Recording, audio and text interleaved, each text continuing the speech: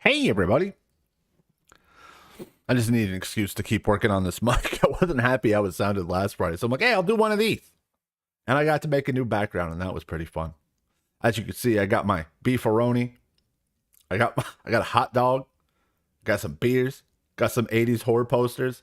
And a spooch sock on top of the TV. I think that completes the look. The spooch sock on top of the TV is what I'm all about, guys. Where are you? Where are you, fellers? There you is.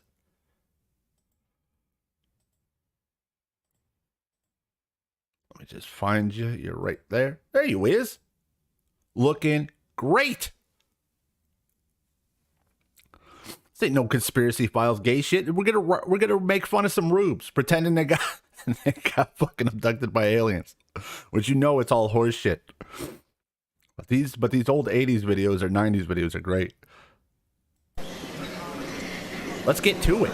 We're going to try to bring together for you a group of people who have had experiences, abductions, or encounters, and let each of them talk with you briefly for no more than about 10 minutes. We're going to take a very short break at that time, no more than 10 minutes, and then everybody... I was watching an old one of this like the other day. I'm like, man, these are come bad. back in and ask questions from the audience. So we will have a little break in between the people presenting their own material, and then we'll take all the questions from the audience that we can get in our time allowance. There will be a break, regular break after that. We'll bring out the abduction researcher panel. Yeah. Again, they will go through no more than 10 minutes of always need a spooch sock handy. Presenting material, background, and so on, and then let the audience ask questions at that point. So I hope you'll all hang around for the question and answer period. And we will bring on our researchers in just a moment. Guys, these people were beamed up by aliens. I mean, our abductees in just a moment. If you'll hold with me, I'm missing just one, and as soon as I round him up, we'll be ready to go.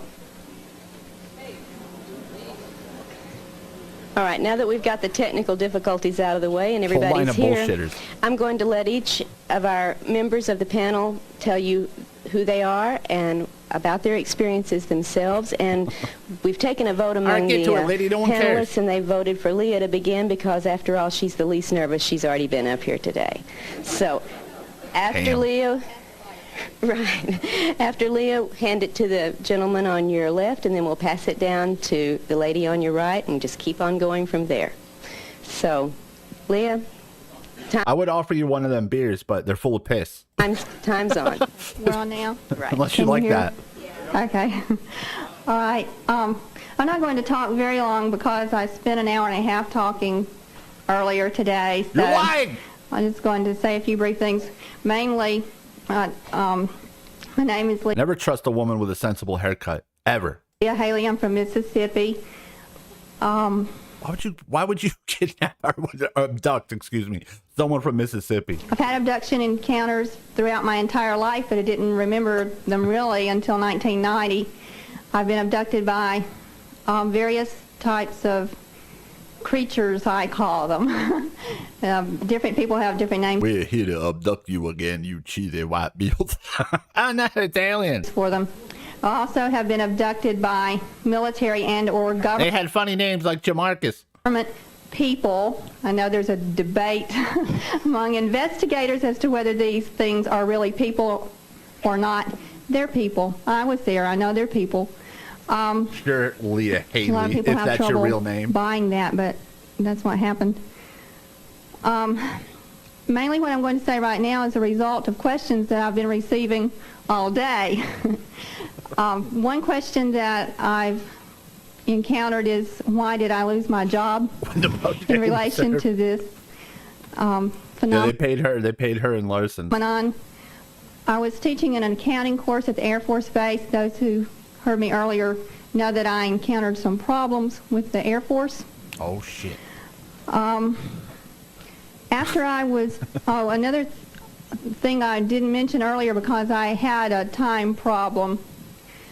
I had to leave out some things I originally had intended to say. I want aliens. I'll make up a few of them right now. She's going to make it up. One thing that I didn't emphasize earlier today because of the time was the fact that when the Air Force officer invited me out to the Air Force Base to see the space shuttle, he insisted that I bring my camera.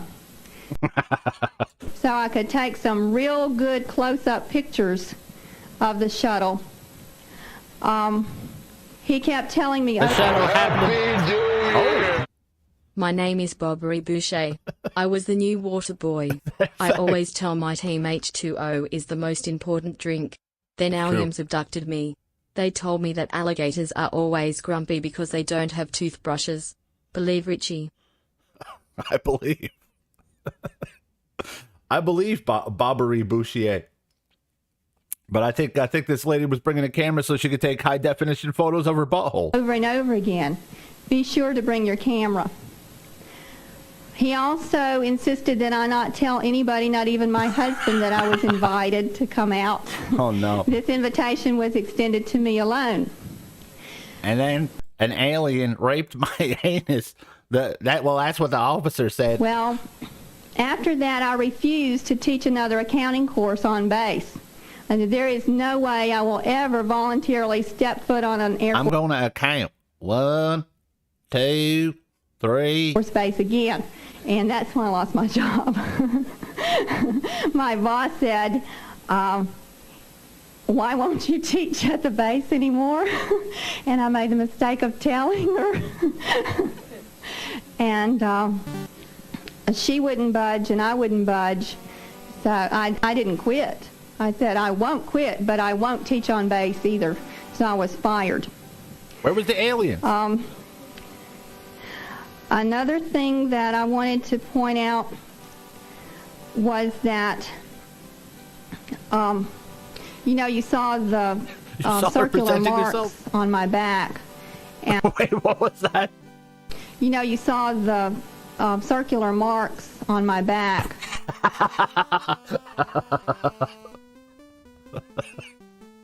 And a mark on Buddy Crum's This officer had a good time with his dopey bitch.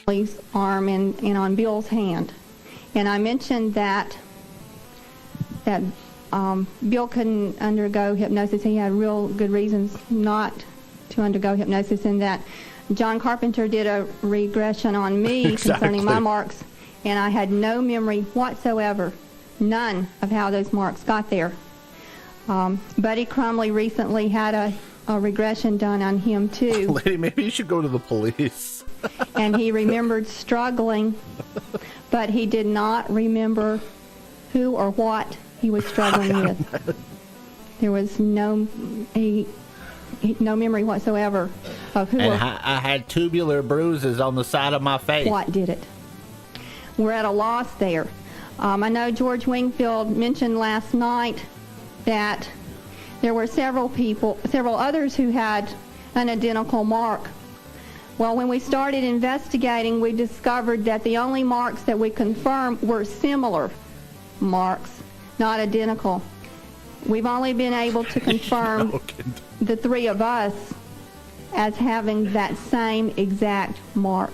What? So we request that if any of you investigators, abductees, and there was a flaky substance on my lower back also. Members of the audience, if you have seen or had a mark exactly like ours and know how it got there, please let us know.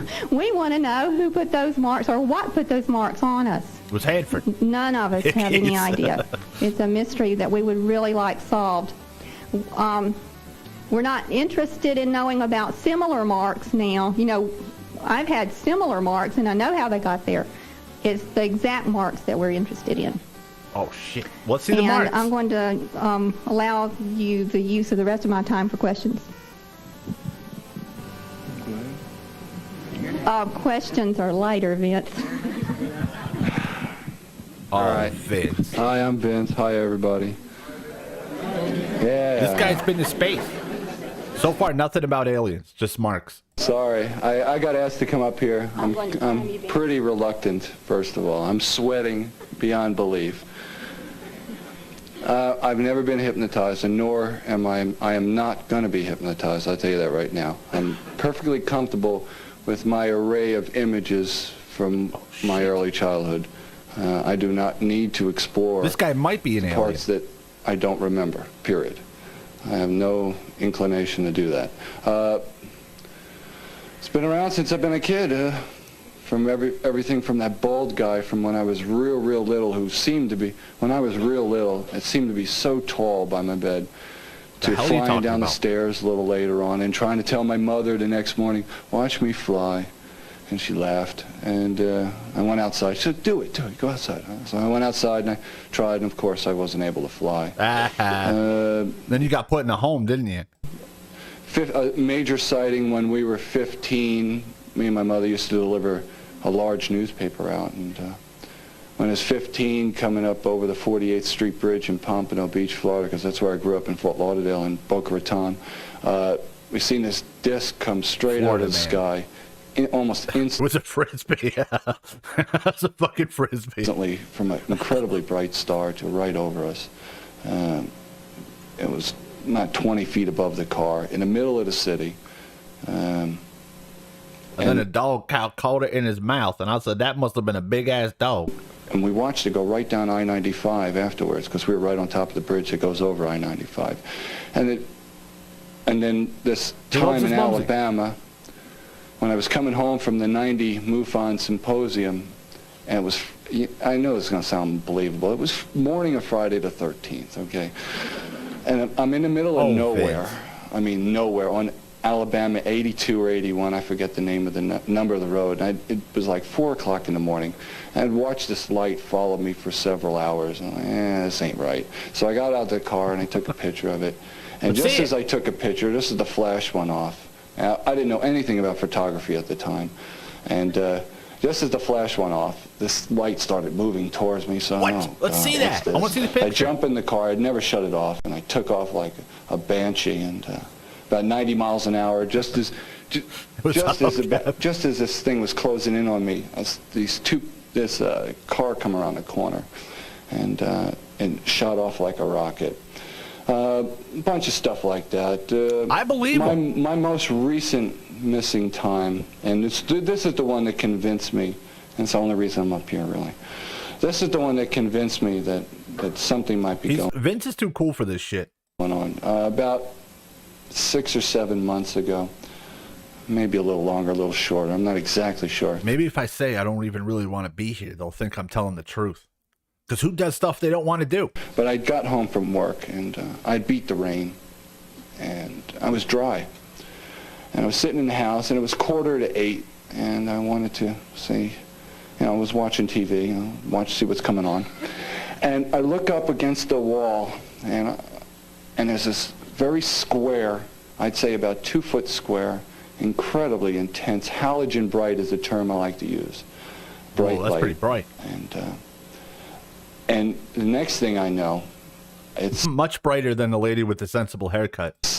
About 11:30. I can't remember if it was Leno or Letterman or Arsenio Hall, but one of the shows was on. Arsenio Hall? How old is this? And I was soaking wet. The front door was wide open. Gene and my stepdaughter they were out in Forsyth. They were spending the night with Grandma, her mother, and Stacy's grandmother. And next thing I know, I'm laying face first in the bed, soaking wet from head to toe. The door is wide open, and the dog is long gone. Long gone. What? Up until that point, it was fanciful things. Maybe coincidence here, coincidence there. How does a man get his hair so poofy? That's what I want to know. Where does the poof come from? But to me, that is the one event, and that, I'm the kind of guy, I don't believe a lot of things. And you're going to sell me so easily on stuff. And that, to me, is the one real, I call it a real-time event, where I can consciously, without any hypnosis, consciously remember a time, then there's no time, and then I'm awake. Wonder how much tickets were to this. That's a real-time event for me. This shit wasn't free. And if it happened to you, it'd be a real-time event for you. And I hope I'm not the only guy abductee up here. Well, that's it for me. Thanks a lot. Thank you, Vince. It's all bored housewives just telling goofy stories. Making side money. Fine, huh? My heart is pounding. Can you hear it? Yeah, because you're 350 pounds. I hope I can get through this because my lips are sticking together. My name is Debbie Jordan. Oh, Debbie Jordan. Used to be Debbie Tomia until June, and now it's Debbie Jordan. Oh. But most people Who's the lucky man? know me as Kathy Davis in Bud Hopkins' book Intruder. The reason I'm up here is because her and Vince went to the same hair place. They went to the same hair place. They look very nice. A lot of things have been happening. She said, "Give me the Vince." She's like, "Okay." Everyone Since knows 1983 that are different than what happened in 1983. It's not as physical as it was. I haven't had anything happen since then quite like that. It seems like it's changing, and I'm changing. It's fascinating and frightening, and I want to know if other people like me are feeling it too. She was a tag team wrestler in Japan. I've been having a lot more encounters with little white balls of light in my house and anywhere I go. I had people witness it down in Florida. White balls. I've developed an ability to feel magnets, which makes no sense. I know. They tried to pull me up in their tractor beam, but it crashed the ship. It sounds crazy. I've started to dream in 3D and in color. Wait, doesn't everyone dream in 3D and color? You used to dream in black and white and 2D? And I know it sounds crazy, but I feel like I'm getting smarter. So okay. So I tried something. I knew that when I was in school, in junior high, they'd given me the IQ test that they give all the other kids, and I got a decent score. She dreams like the PS triple. Good enough score that they called my parents in to tell them that I was goofing off too much because I could do better. Yes, my dreams look like a Game Gear. Yeah, and my parents are here. But anyway. Yeah, and they're very disappointed.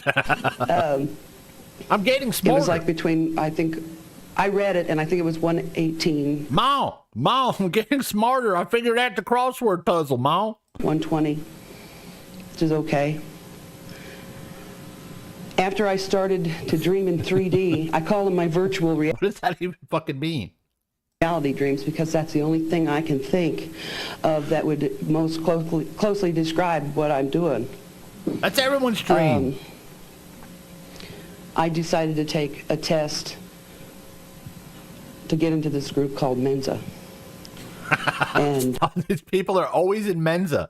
They're always karate instructors, or they're in Mensa. It's fucking weird. I did really well. I got in the top 1%. Yeah, prove it. Well, it seems to me like with a prove it, Joey Buttafuoco. Score of 118 when you're 14, and then 20 years later, to be able to do that isn't. She was in Mensa, Jack. I'm not sure, but the only reason I did it was because I felt different, and I wanted to see if there was anything that would back that up. I started talking to my friends who are like me. I don't like the word abductee. Doesn't feel right. Metha. I don't know what I call them, like me. And I found out that if I promised not to tell anybody, they were feeling the same way, but they were also feeling the same way I was, and that they didn't know whether they should say something or not, because it's... You know, it seems to be a trend in the old Dardbunker where there's a lot of yapping, but not a lot of aliens. Sounded even more crazy than all the other stuff we've been telling these guys for a while. I've always said that I will... 3D dreamer. I still and in color. Refer to a lot of my stuff as dreams because it's still safe. And might be first place. I don't know. I wasn't cool enough to get in Mensa. I'm not too good at this. They asked me if I could beat Ninja Gaiden 2, and I said no. And they said, well, hit the bricks.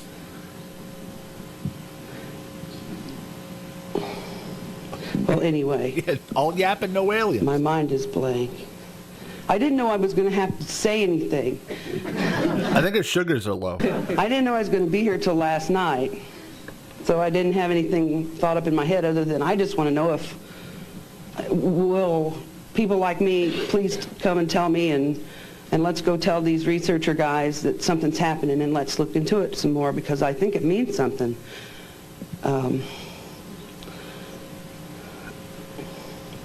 It's about all I have to say. So Well, you know she can draw, sketch, and doodle. Pass it along. Thank you, Debbie. All right, and bullshit artist number 4 coming right up. Yeah, see, she's like, oh, I gotta speak. I've been making this shit up for the last fucking 10 years. Hi. I hope you can hear me. My voice is really kind of faint. I don't have a strong voice. My name's Lynn, and I wanted to tell you something that had happened to me with the UFO problem we've all been having up here. I wrote a lot so that I could kind of follow my notes and not stutter. No. Oh, you guys. 4 years ago, I went on a retreat in St. Louis, Missouri, and it was see, that was your problem. That's where you fucked up. around fall, so it was getting cold. I was at a main lodge with many of my friends when I decided to go to a cabin that was about 35 yards away from the lodge. I walked out and was just admiring the sky and how beautiful it was. And I remember saying something I was dragged into the bushes. Myself, something like, if you're out there, I really want to see you. So I heard the leaves kind of roll across the ground and a breeze blow by me. And on my right there was a hill. And immediately I was enveloped in some kind of tubular field. And then a man who looked a lot like Billy Cyrus came out of the bushes. He was drunk, but from another planet. I couldn't see it, but I could feel it. He said he drank space booze. Feel it. 2 creatures floated towards me, and I felt greeted by them and invited to go with them, and they spoke telepathy with me. Was Andrew Ditch's dad and brother? They never talked. I floated with them to what appeared to be an old broken-down shack. Oh, come on. You're making this too easy. You're making this too easy. Oh, Leon. And as I got closer to the shack, it looked more holographic, transparent to me. I could see a disc-shaped ship inside the image of the shack, and I was led inside the craft where I could see, where I was introduced, sort of, you might want to say, and they to took my clothes off. Aliens on my left. Sometimes I can't remember if there were 2 or 3. I get confused. Human aliens standing there. They motioned to me with their heads, sort of for me to turn around, and they were introducing me. Sounds like a good time. Sort of like to a taller creature. He was a very, very tall alien, and he was standing with his back to me. And he had a big yellow ball in one hand that he bounced up and down. And he talked about scholarships. It seemed like I floated directly in front of him, and this tall, robed alien rotated around and looked straight at me. The cloak was really unusual because it really wasn't made out of a material that I could tell. It looked like a... At least this bitch is talking about aliens. Well, what she thinks is aliens. Energy poured into a form, like water into a glass. It was just fascinating. And his eyes were just unbelievable, just unbelievable. I looked into this one's eyes, and it seemed to me that he could see every part of who I was and what I was about. Even your ball hole? And I knew him, and he knew me. That's the only way I can describe it. I felt spiritually exposed, and I knew that he was spiritually exposed too. So what I would call that in my own interpretation was something like a mind meld. Like the TV shows. That's the only way I can explain it. These rubes always rip off TV shows. The alien seemed to smile at me, but he didn't smile physically with his face. I felt some type of approval from him, and then all of a sudden my body then began to just shake, just like every atom in my whole presence was just shaking and shaking so fast and faster. And then all of a sudden, my whole body seemed to explode in a silent explosion. And I remember looking at my arm and seeing light emanate from my body. What I thought was my body. What I thought was my body. What was that? I think Lynn just had too much of that goo shit, man. Light emanate from my body. What I thought was my body. It had transformed into something else. And then I remember looking back up at his eyes, and I remember him drawing me into his eyes. My whole essence went clear into his eyes, into another universe, into another plane. What the hell's an essence? And I can't remember how long I was there. All I remember is like floating around in free space, like I was in total freedom. So what's Time the point? didn't exist. What's the point of this abduction? Just to make you float around for a few minutes? There at all, period. Makes no sense. And the exhilarance was incredible, just incredible. I remember that he took me to a place that seemed like a desert, what I would call a desert, where he talked to me about particular what you earth folk call desert things and taught me certain things. And don't say certain things. What did he teach you? Let's see. He taught me various forms of karate chop. The next thing I remember is I remember going into the lodge to pick up my coat. And I came back to the lodge, and everybody asked me where I had been, because as I was leaving, they were planning to play a record for me. So they were observing me leave because they had already planned to do something for me. And a song came on called "Oh No, It Smells." And waiting for me to get back. And I could recall a little bit of what had happened to me, but I couldn't quite recall it all. And they kept asking me, well, where did you go? And I said, well, I just went to the cabin to get my coat. And they said, well, you couldn't have, because we sent 2 people to get you. And there's no turnoff. It's just a straight walk.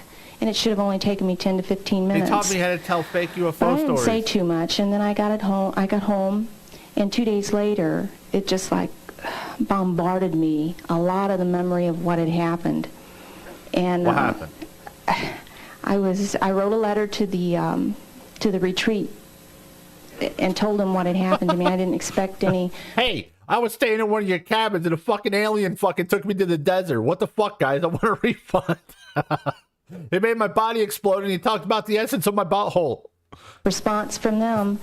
And what are they supposed to do? I went on the search trying to find people who understood alien intervention with spiritual approach, and it was very difficult to find. I didn't think anybody. The people who owned the retreat was a group called Clayton Holmes. They would believe this. Yeah, how could an alien? I thought aliens would come down and have a gun strapped to their waist and say, take me to your leader, and little shark guys, on and on, but it wasn't quite what I expected. Did you dream in 3D? So my experiences are ongoing. They happen ongoing pretty frequently. All right, when's the last one? My family has had experiences now, and just tell me the name of your fucking book and leave.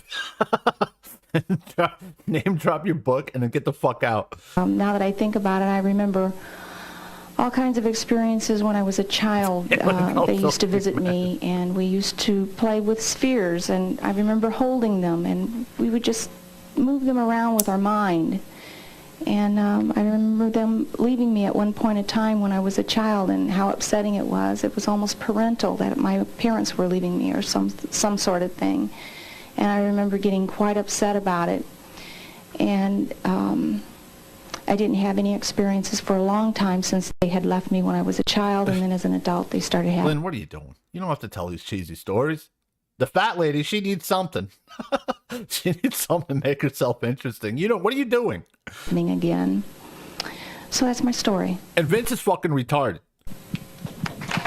Thank you, Lynn. All right, so the first lady, we're pretty sure got raped by a fucking Air Force guy. We're pretty sure Vince took a little too much of that good shit. The second one is just a fat liar lady.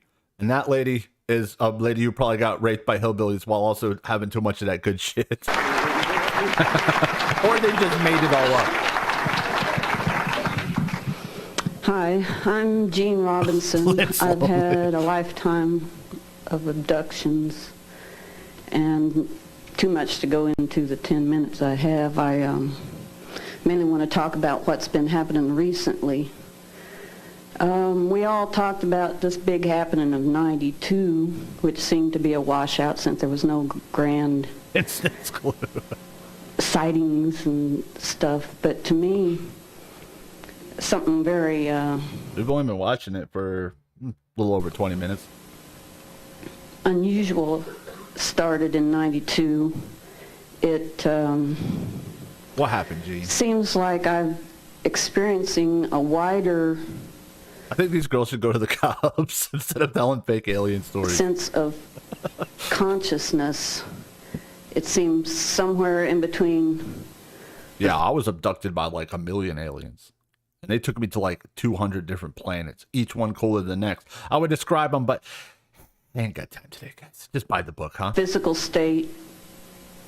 There's a coloring section. And the dream state. And yo, well, my book's a pop-up book. It's like I'm tuned in to a lot of information. I'm getting a lot of... They made it dirty money for a few years and then settled down. Probably all in the same trailer park. Stuff just pouring into my head. Oh, I used to receive the... well, mine has alien recipes. A delicious recipe for a meatloaf from Mars. Telepathic messages. And I got spooked about this time last year because some little incident made me feel like, besides the information I was writing down, I was also getting... The aliens wrote that song about Gene, J. Crizzle. Subliminal messages. And to me it felt like I was being programmed to not trust the government. And it didn't match what I was writing down, so I didn't understand it, so I decided I wasn't going to do this anymore. And it was at that point that I realized... I like to think there's one lady up there who really was abducted by aliens, and like, and she's like, you lying motherfucker. Of course, none of them were abducted by anything, but that would be funny. You lying motherfucker. I really couldn't shut it off. It was the same area I was getting this information from. So it's kind of a constant thing. And recently, I feel like there's an influence in my life, both positive and negative. I'm not in any shape to really process it all. I don't know who to trust. I don't know, you have good aliens and bad aliens, good government and bad government. And at some point we all... Gene just wants to grill. Say we have this thing we have to do, and not know what. Well, I had my first one of those was one day about 6 weeks ago. Uh-oh. I said, alien well, time. I need to write the president. I wonder how many letters a week is fucking sent to the president. They never get to the president. But I wonder how many stupid letters, especially back when you said this was 92, especially back then. I said, no, I better not do that. And I started, for about a week, I revised. Dear Ronald Reagan, can you stop beaming beams into my brains, please? It's ruining my life. Thank you. Enclosed is a picture of my cat Wilkins. This letter over and over and made sure it was what I wanted to say, because I felt like the timing of this was not of my doing, but the content of the letter was. So I put everything into that letter. I need to alert the president. And a week passed, and I went over and over, all the possible consequences of what might happen. But it was like a finger poking me in the back. You got to mail this now. You got to mail this now. Mail the president. So I took it to the post office, and I felt like I was, walking to the gallows. Do I really want to do this? No. Don't do it, Gene. So, I shoved it in the slot, and... hey, that's what happened to the first lady. Kind of an interesting, eerie aspect of it was the day I mailed the letter was the day the World Trade Center blew up. We need that Cat Wilkins. And that night, or the day after, I'm not sure which, was the day Koresh did his Custer's Last Stand thing in Waco. And I always feel like, you know, I felt connected in a way to those incidents, and it spooked me. Cool story. Any proof, Gene? But this letter, in a way, it felt like my last best cry for help, because there is things going on constantly. And I appreciate all the researchers, you know, and everything they're doing, but what's happening to me now seems to be moving a lot faster than anybody can keep up with.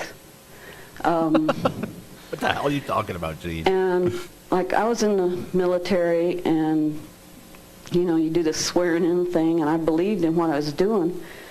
And I don't feel... I feel like... That is true, Laughing Vampire. I needed to, you know, a lot of people have been harassed by the government, and I have never really... They must have switched to all girls because they're like, man, no one's going to believe these cheesy fat guys in karate suits. You know, the cheesy fat guy in karate suits was an 80s thing. People will trust girls more. So let's just switch to broads. You know, had anything to judge one way or another. We'll make more money that way. I'm like, I want a confront. Well, not a confrontation. By the way, never trust a fat guy in a karate suit. But an acknowledgement, because to me it appalls. You know, you have the general public laughing at us like we're, making it all up. The government either ignores us or says it's a mass hallucination, this and that. But it seems... No, dude, that's the tactic. We've watched a million of these. They just ramble and then say nothing, and then they'll go, oh, your time's almost up, and then they go, oh, I had so much left to say. They do that every single time. They say absolutely nothing, and then complain when the time is running out. It seems to me that even if it is a mass hallucination... If I was kidnapped or abducted by aliens, I would tell you every fucking every detail about the fucking ship in a panicky fashion, what they looked like. I want to be like, well, they're out there and they're kidnapping me, and man, they are not good. Whatever it is, that you'd think somebody'd be interested enough to do a study on it, because there's thousands of us out here, and it's pretty much seriously affecting my family. Think about it. Put yourself in their shoes. If you were really abducted by aliens, you would be remembering everything. Like, man, my children. It's hard to go to work and pretend like nothing's happening. I can't hardly do that anymore. And it's ruined your life, guys. I just want to know why, if the government knows anything that could help us. I know how they do. They have military has a need to know basis. Well, I need to know. Yeah, and I need. You want to be this calm about it and making jokes. Know anything about what's happening to me? Because you'd be like, you gotta fucking believe me. I know I sound fucking crazy, but I'm telling the truth. There's definitely something happening, and that's basically what I have to say. Thank you, Gene. Yeah, thanks for nothing, Gene. Do I still get my free Hostess Twinkie? Yes, Gene. You can stop asking now.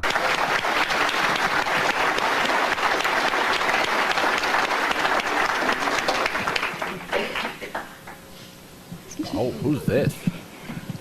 Hi, I'm Lynn. I live in a small town in Arkansas. Oh, shit. And I hope you'll forgive me. I knew that I was going to be scared to death, and I wrote the whole thing. So I'm just going to read She it. contributed. She sure did. My conscious knowledge of personal involvement with the abduction phenomenon began only 1 year ago. The event that led to the discovery of a bizarre... They love wacky new age broads. ...reality in my life. Who you could tell just 10 years ago was like a cheesy hippie bitch. ...occurred over 20 years ago. Due to the unusual nature of the occurrence, I sought assistance last year and was referred to an eminently qualified professional hypnotherapist. Dr. Hanford. And at this time, I would like to say that is John Carpenter, and I'm very grateful to him. The director of Big Trouble Little China? After an exchange of pertinent information, it was determined that enough symptomology existed to warrant hypnosis to recover some possible block. They may be Dreamcatcher earrings. Memories. I think you're right. I fully expected and I desired. Man, fucking Dreamcatchers, dude. Once you start seeing them, you see them everywhere. Mundane answer to my questions. Intellectually, I'd I'm going to give one of these talks about fucking Dreamcatchers. The notion that alien life could exist somewhere out there, but I had never thought about it on a visceral level. And I had not thought about what it would mean to me on a personal level. Well, what'd they do to you? What'd they do to 21 years ago, on a warm, sunny day, a family member and I had attended to some business. Oh, no. Oh, no. Poor Leon. In a large city in central Arkansas. Around 1 o'clock in the afternoon, we left the city to begin the trip home, a trip of approximately 3 hours. We were both relaxed and in a pleasant mood. Oh, no. After 2 hours of driving time, we approached a small town. A road crew was doing some blasting on the highway that day. I think that relative was doing some blasting. Signaled the traffic in our lane to stop. We were the lead car, and there were 3 or 4 other cars behind us. After clearing the road, the crew allowed us to continue, and we slowly approached our turn at the junction of an intersecting highway. We both recalled seeing the turn, and then everything went blank. Well, who's this relative? After an interval of grogginess, we suddenly found ourselves on an unfamiliar paved road with no road signs or other indicators of our location. The road appeared new and unused. Both of us were extremely agitated and began looking for a turnaround, hoping we would find familiar territory by turning back. We finally found a very small area that allowed us to turn the car in the opposite direction.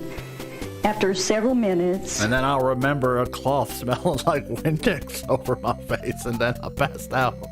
We entered the town from the wrong direction, but we had not driven through the town to get kind of an inside joke there. We finally made our turn onto the intersecting highway and continued the drive toward home, extremely puzzled about what had just happened. That's what I'm saying. I think these girls need to go to the police. Although if they make $1 million off their book, why not? The area was very rural, and the road was lined with large... Go to court, deal with locking up this stupid relative, or say it was aliens and write a book. Trees. Both of us felt a sense of unease and a desire to get home as soon as possible. After we drove a short distance, I glanced out the left-hand window and saw a silver object in the sky that seemed to be pacing us. I pointed it out to my family member who was driving. Neither of us could determine any identifying marks and heard no sound, although our windows were rolled down. We both wanted it to be an airplane, even though it had no wings or tail. I watched the craft for several minutes, and it continued pacing us, sometimes... I don't know, man. There was a lot of fucking rubes in the early 90s about the aliens horse shit. Briefly hidden from view behind the large trees. Eventually, I looked away from the object, and when I looked again, it had disappeared. When we arrived home, we realized that we had lost about an hour of time somewhere during the trip. And my butt was itchy and uncomfortable. He told other family members of the strange occurrence and even returned to the town shortly afterward, specifically to try to locate the peculiar road we'd been on that day. The missing time plagued us off and on over the intervening years, and finally, after 20 years, I could no longer stand not knowing what had happened to us. Oh, she got I began a concerted effort to locate someone who could help us break through the amnesia of that day. Under separate, independent hypnosis sessions, my family member and I explored the events that had occurred during the hour of missing time. With no knowledge of what the other had recovered under hypnosis, our memories indicated substantive corroboration of an abduction by beings that were anything but human. Both of us recalled reaching the turn in the road and having a tremendous... I'm just saying, it seems weird. It's always with like an uncle. One girl even got taken to a shed. Why would an alien take a girl to a shed? I'm just saying. It sounds very suspicious. Tremendous force physically lift our automobile into the air. One girl was told to go with an Air Force guy out into the desert with a camera. And then she woke up with marks on her back. One girl was camping and got taken to a fucking shed. One girl was driving with a relative, and then she woke up later like, hey, what happened? Oh, it was aliens. Thus still inside, unable to move.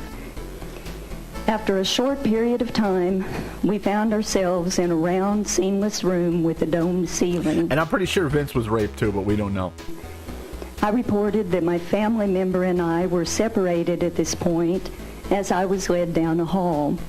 My family member stated seeing me led off down a long hallway by 3 alien beings, one smaller than I and 2 about my height. Oh, shit. I was taken into a brightly lit room where a physical examination and other medical procedures were performed. Oh, Lynn. Come on, Lynn. My family member was shown several rooms during this time as if receiving a tour of the craft. Finally, after a period of time, I was taken into I had 2 noses. Another room where I rejoined my family member. We were released shortly afterward and re-entered our car, apparently having been placed on the wrong side of town.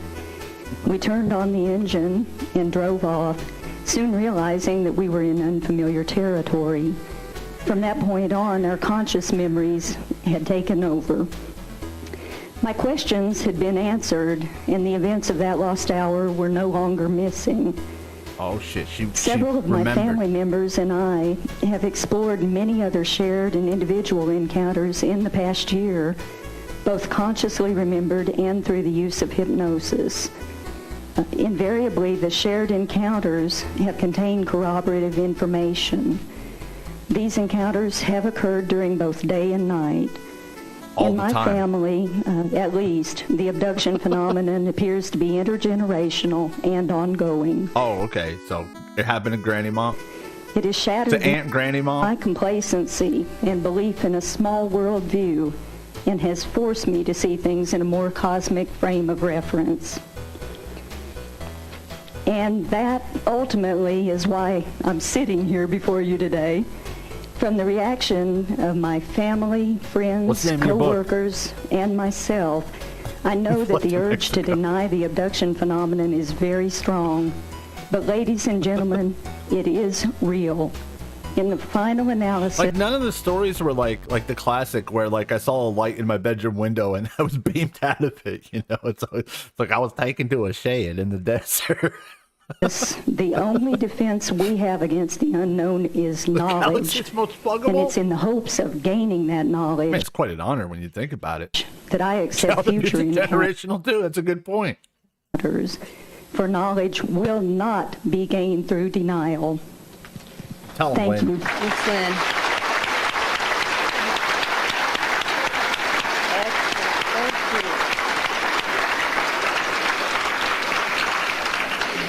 I think you can see that everybody's experiences are varied, and yet there are some unifying feelings that we've all had to go through at one time or another with this experience. What? If you have questions... See, they're a pro of saying things without saying anything. Like, none of that meant anything. Comments for our panelists. We're going to take only 10 minutes. We're starting without you if you're not here in 10 minutes, and I'm assuming... I mean, you have to be talking to a room of dumb people or people not paying attention. There'll be a microphone for questions. But it's amazing how they do it. So you can line up at that point. We're going to let everybody have a little get your nerves back together break, and then we'll have questions. So come right back, or don't leave if you don't want to. Vince is giving Lynn the vapors. All right, we're ready to start questions from the audience. If you have a question for anyone in the panel, there is a microphone at the head of the stage area. They're good. Like these women have done. If you have a question, come up and get in line. We're going to take one question each and try to keep them to a specific question. What does alien semen taste like? Wow. So that the people can answer fully a smaller question rather than vaguely a larger question. And if you would direct it to whoever on the panel it tastes like Wendy's. Would like to ask the question from. All right. This is for Debbie. It's not really a question. I just wanted to let you know that you're not the only one who's experiencing this acceleration of the gene. Oh, here goes another. What about me, lady? Well, I have fake alien stories, too. Yes. Robin Quayle, who's a hypnotherapist from Atlanta, she's regressed over 600 people who've been had UFO-related experiences. And from this group, she's discovered a group that she's called extraterrestrial telepathic intelligence phenomenon, and she's calling them prodigies. What's that, like that sequence she put over someone's head? I want to put that over her head. And there are many people who are doing exactly what you're doing. They're having some sort of interaction with extraterrestrials, and their IQ is accelerating dramatically. Yeah. So you're not in that room. Not the only one. And please come back and talk to us. And if anybody else in the audience has had that experience, please come back and talk to us, and we can give you some more information and help you with that. Thanks. That wasn't a question. This is for any of you. Do you sometimes get to the point where, like, when you're going to sleep at night, you're afraid to because you know there's something that's going to happen? And if so, how do you deal with it? Oh, good question. Good question. Vince, you're up. I used to do that every night. Tortures of the damned. At one point in my life, I was like staying up half the night and sleeping in the day because it was safe. Everyone else would be awake in the day and I could sleep. Usually with crumbs on my face and chest. I just screamed. I think a little bit. I got tired of being scared.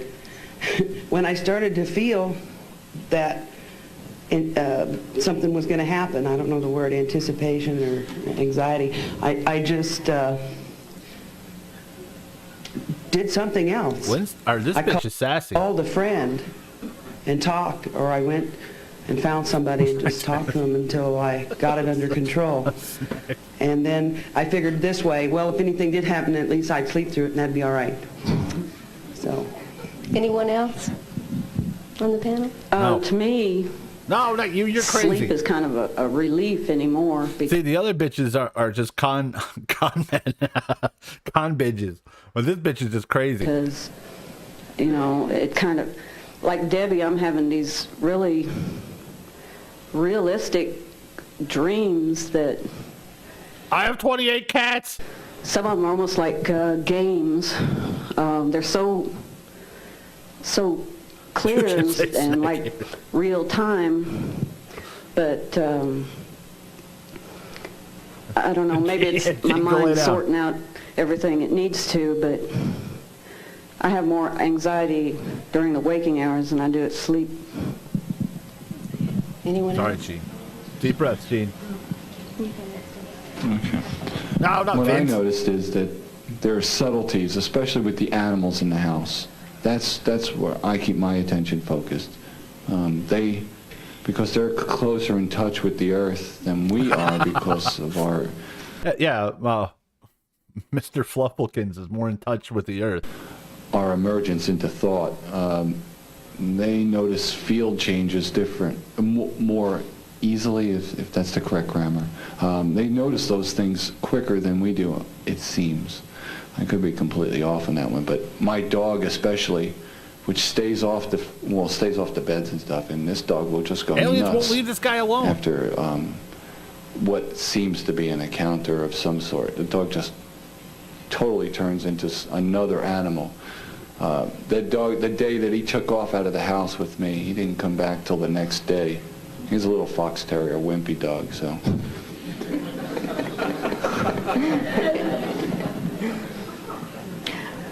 There was just one period of time where I had trouble falling asleep at night, And that was... You have a very little head, lady.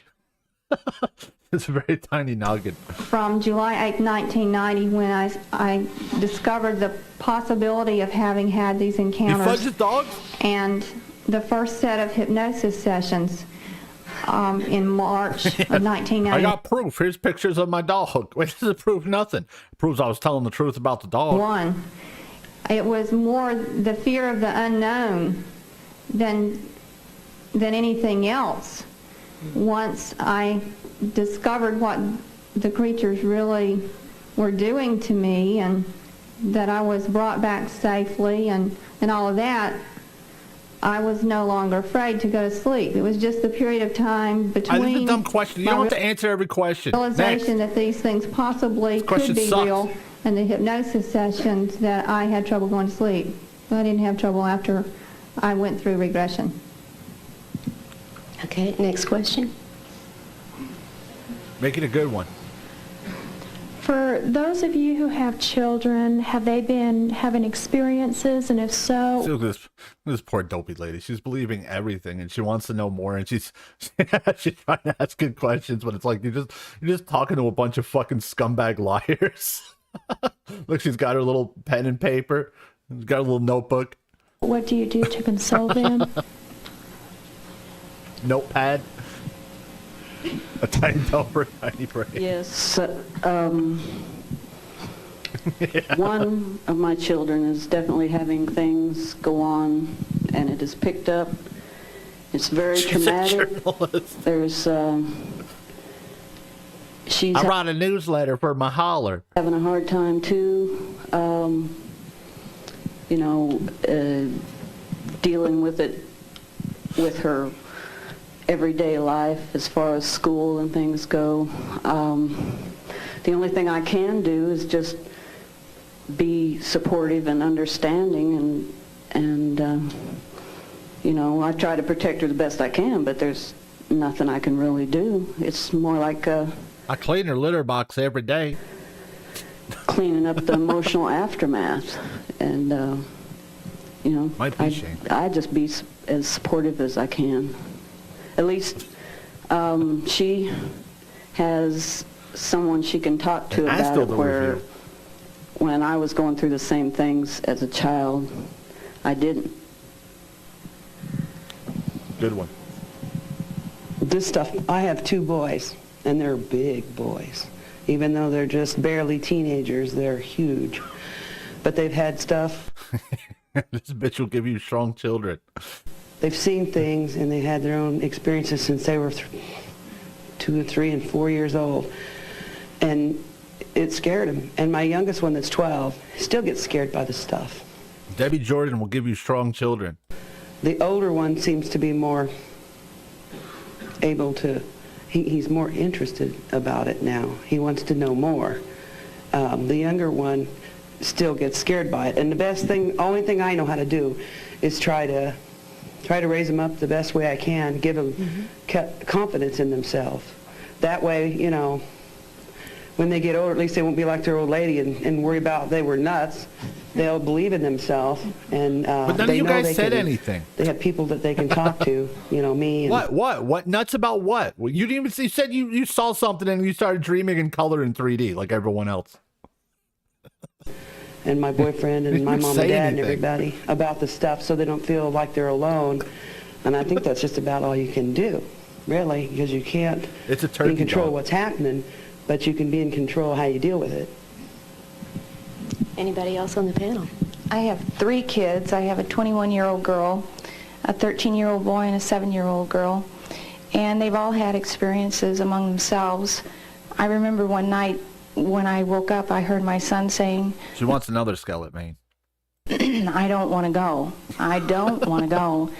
And he kept mumbling this over and over again. And I got up and went in his bedroom and put my hand on his arm and said, "It's your choice. You don't have to go if you don't want to go."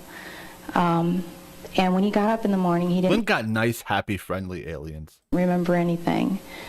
But I do tell my kids, this is a choice. I don't feel threatened by them. And the one fear I think my kids do have is to telling other kids, I always say, keep it to yourself. If somebody says something to you that has heard about my experiences, don't defend me. All right, these kids need to go to the police. It's not needed. Just say, oh, well, things happen, and walk away from them. That's my fear, is my kids will be made fun of at school, and instead of saying your mom wears combat boots, your mom goes to space. Bet you've never been to space. You were in some shed in the desert doing God knows what. So that is my fear that I carry with me. I don't like ridicule, and I don't want my kids being made fun of. I'm looking those motherfuckers up. But I am a realist. Hey, remember like 30 years ago, your cheesy ass mom was talking about getting abducted by aliens? I know that it probably will happen. Hey man, I'm 45 now. Please leave me alone. Hey, remember your stupid mom in the yellow suit? Sometime. Getting fudged in the shed in the desert and blamed it on aliens? So I try to face it and give them clues on how to handle it. I have 2 daughters. One's 19 and the other's 16. Before I went to Springfield for my first set of hypnosis sessions, I had to give them some kind the aliens shrunk my head with a head shrinking beam. Kind of an explanation as to why I was going. I didn't really quite know what to say without telling a lie because, you know, it seemed so absurd. So what I told them was that my brother and I had seen what we believed to be a spaceship when we were children, and I was going to Springfield to find out if that really was a spaceship or not. My older daughter said, Mom, whatever you find out, I don't ever want to hear about it. And I respected that, and we've not discussed it. She's overheard me talking on the phone from time to time, and she's made it. She doesn't want to hear about it because she knows you're a lying psycho. Just don't tell me about it. All right? I don't want to hear your dumb stories. You might trick those fucking rubes in Mississippi with that crap. Evident by slamming doors and things like that she didn't quite approve of my conversations, and I've had to be deal with that in a real delicate manner and try to respect her need to not be involved in this. How about we ask some questions about aliens? I'm not trying to shove it on anybody.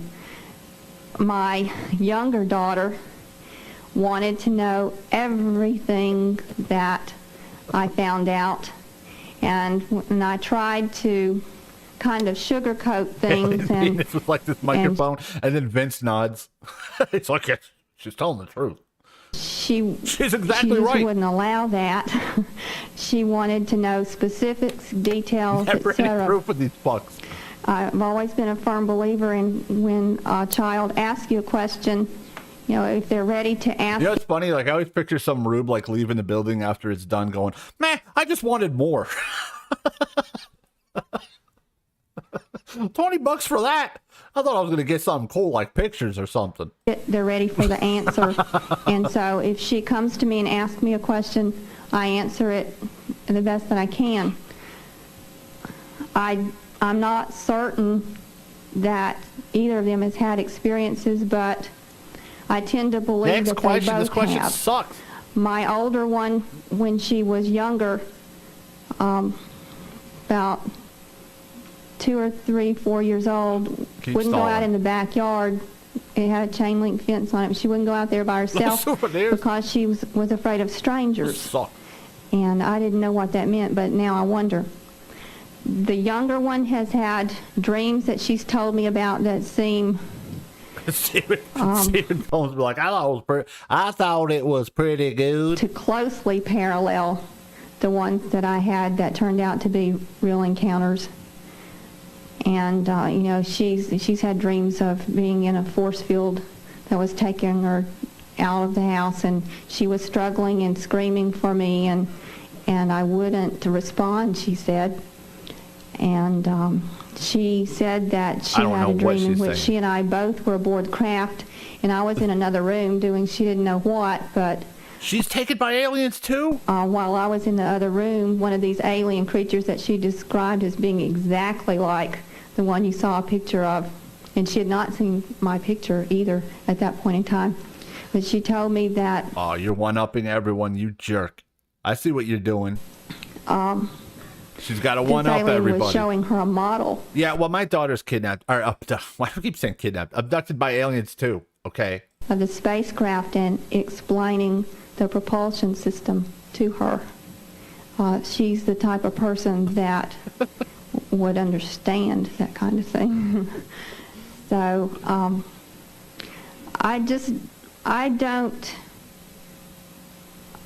don't make an effort to discuss this with her, but if she comes to me and feels the need to discuss it, then I will. I've tried to present it all in as much a positive light as possible. All right, blah, blah, blah. To minimize her fear. Thank you. Thanks. Do we have another questioner? Yes. Okay. Well, right. This lady will be next. Okay. I'd like to say that I've had experiences since I was very young. No, you haven't. No, you haven't. But I was lucky enough that my parents had friends that got me on the right road so I wouldn't feel like I feel like you guys feel. Hey, I was once like you idiots, but I had a good family, so I'm not like you idiots. I don't have to run around the country telling bullshit. What a shitty thing to say. I have a positive feeling about it. They told me to make myself look beautiful when I went to bed for the angels that would take me into... Oh, no, that is creepy. Russ just oblivious to creeps back in the 90s. Yeah, make yourself all purty before you get to bed for the angels. To dreamland. And I was always told that they were angels. Therefore, I thought of them as angels. I thought I was lucky, you know. And I didn't remember my dreams until I got a little bit older and I saw different things. But I never had a negative feeling that I'm getting from everybody that's telling their story. I actually feel sorry. Hey, easy first place. That's your first warning with that language. For most of you, except the lady in the gold hair in the middle, I feel she's had a wonderful experience. It's told me not to eat anything hours before visiting them. And I feel mine, yeah, I've been on the table and had all those things stuck in me, but they give me a sex dream instead, so it doesn't matter. You can laugh at when you wake up because you don't remember. Yeah, I've been on the table and had all those things stuck in me, but they give me a sex dream instead, so it doesn't... Come on. Come on. I think old Uncle Bob was having fun with this girl. Doesn't matter. You can laugh at when you wake up because you don't remember, you don't feel the pain. And as long as they take the pain away from you, they're probably just making you ready for the big change. They were going to go from the third dimension to the fourth dimension. Our bodies are going to be changing. They're just trying to keep track of us to make sure we're going to be able to handle the change. God. Do you have a question? No, I kind of... Do you have a question? Hey, could you fuck off? I want to tell everybody that. I have a comment, though. Well, no, not a rebuttal. I just have a comment. They didn't take my pain away. They did take my pregnancy away. I remember a lot of stuff that was really scary, and it hurt. I don't hold it against. Oh, man. I drank too much this month. I can't pay the bills. Hey, daughter. Hey, why don't you make yourself pretty before you go to bed for the angels? I got bills to pay, you see. And old Bob, the angel Bob, he's going to help us out. Anything or anybody. And I feel like I'm in some kind of a twisted way, a better person because of this. I don't see it as all negative. I thought this was going to be boring. This is way worse than I saw it. I think half of these girls are victims. Get any negative or positive feelings from whatever this was. I had more of a sense of this is something that's got to be done and we're doing it. But it was not an intentional thing for you to be injured. But I'm not going to make you, perfect either. And so I like to think I took a bad situation and made the best of it. And but you know, maybe it was a different kind of. My guy was a different kind of guy than your guy. I called the one alien John Deere because that's what his hat said. I don't know. I wish I'd have got sex dreams. That'd have been the closest I'd ever gotten for most of my. Why does it all sound like rape? Exactly. Like I'm trying to tone it down, you know, like, but it's like they keep making it worse.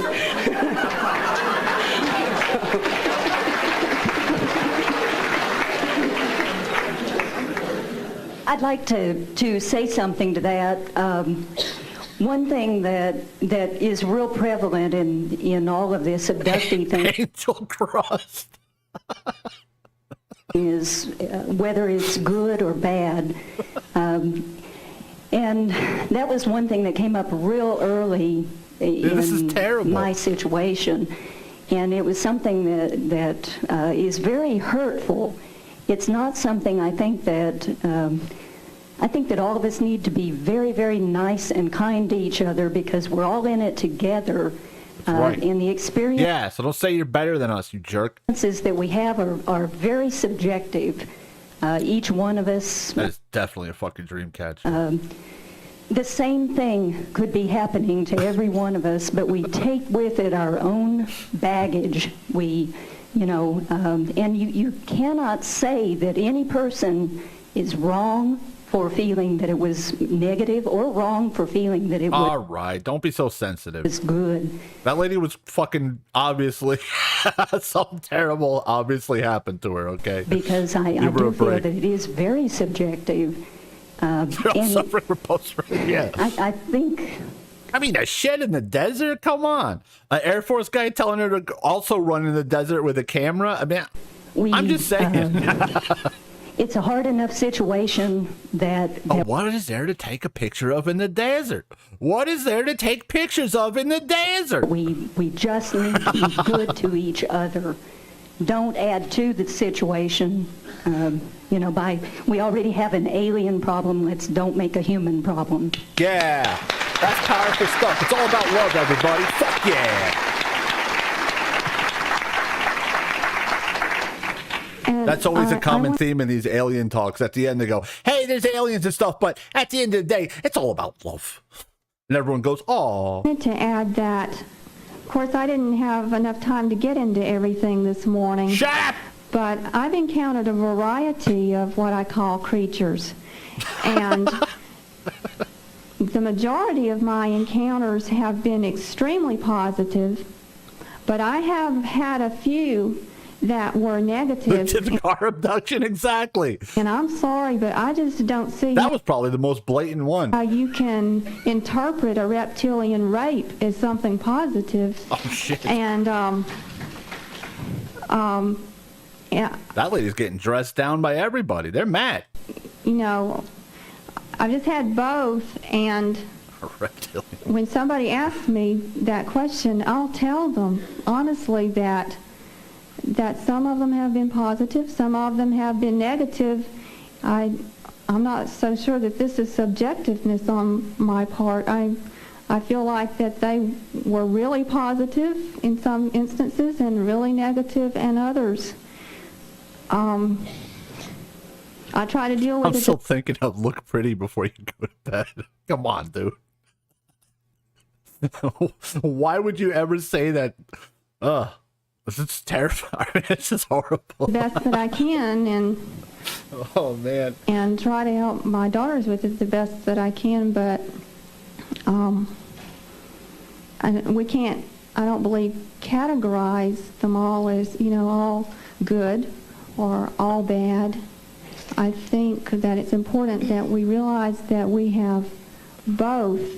I wish that I could say that we all up here experienced only positive encounters and that they were all supposed to help us grow. Hey, at least I'm not bitter like you guys. Unfortunately, that's yeah, my uncle raped me too, but at least I'm not bitter. Are these broad speaking some secret broad speak? Like they're basically admitting to being raped by family members. Not the case. It's the secret broad speak. Vince is clueless. only thing I got to say about it is, I think Linda Howe put it best a year or a year and a half ago. The difference between cultures between here and South America, and we're all in the same continent, we're in the same hemisphere, is vast. Between here, let's say in Costa Rica or Brazil, between us and the natives in the rainforest, it's a vast contrast. Is it all about love, Vince? And I think, as I said again, and I think as Linda said it best, is that they are alien to us. Their way of looking at their codes, morals, and ethics are alien to us. Vince was like, no one touched me inappropriately. I feel left out. I was never told to look pretty before going to bed. No one ever said I was pretty ever. We are alien to them. And what, I may be totally wrong in this, but we all do. A rape or whatever to them may be just scientific Are you saying Vince is going to come in later and steal the bagel bites? Procedure. And the copper. Steal the bagel bites and the copper. Every way, shape, or form. And to us, it's a total violation of our ethics, laws, criminal, non-criminal, whatever. But the thing here, I think, to keep in mind is that they are alien to us and our way of thinking. That's right. And that's important to remember when they perform these procedures on you. I think I used to be like you. I felt very positive about this. But over the last year or so, it's like things have changed. Not the her negative again. Part of it has been mostly, I attribute... I was never molested either. This sucks. ...to the reptilians. They mostly just laughed at my hair and my droopy dog face.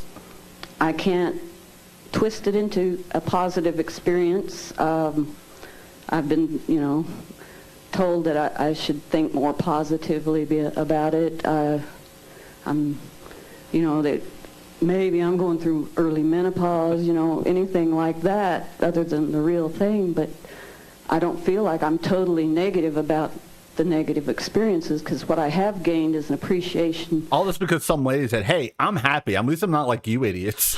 For humanity as it is. And I think humanity's most valuable resource is free will, and I don't appreciate being forced to do something I really don't want to do. Thank you. One more response? Oh, you think Vince is looking for some easy alien broads? Like I said, like in the other ones, you know those cheesy fat guys going town to town are doing it for easy money and picking up some soccer moms. I think that we can't deny the fact that there are destructive people in the world. Some dopey, gullible soccer mom who's bored with life and wants to hear about Martians. Different motives. And although my experiences have been very positive, I have been really lucky, I feel. And I wouldn't say that it's because I'm better than anybody else or more enlightened than anybody else. I really can't give you specifics of why mine were only positive. But obviously you're not better than anyone else. You got lured to a fucking shed in the middle of the woods. Dope. The aliens have different motives. They have different personalities. If you had a brain in your head, as soon as you saw that shed, you should have been, oh no. And people have different personalities. And I have never seen a reptilious type thing. So reptilious? I couldn't say what would happen to me. So they do have different motives.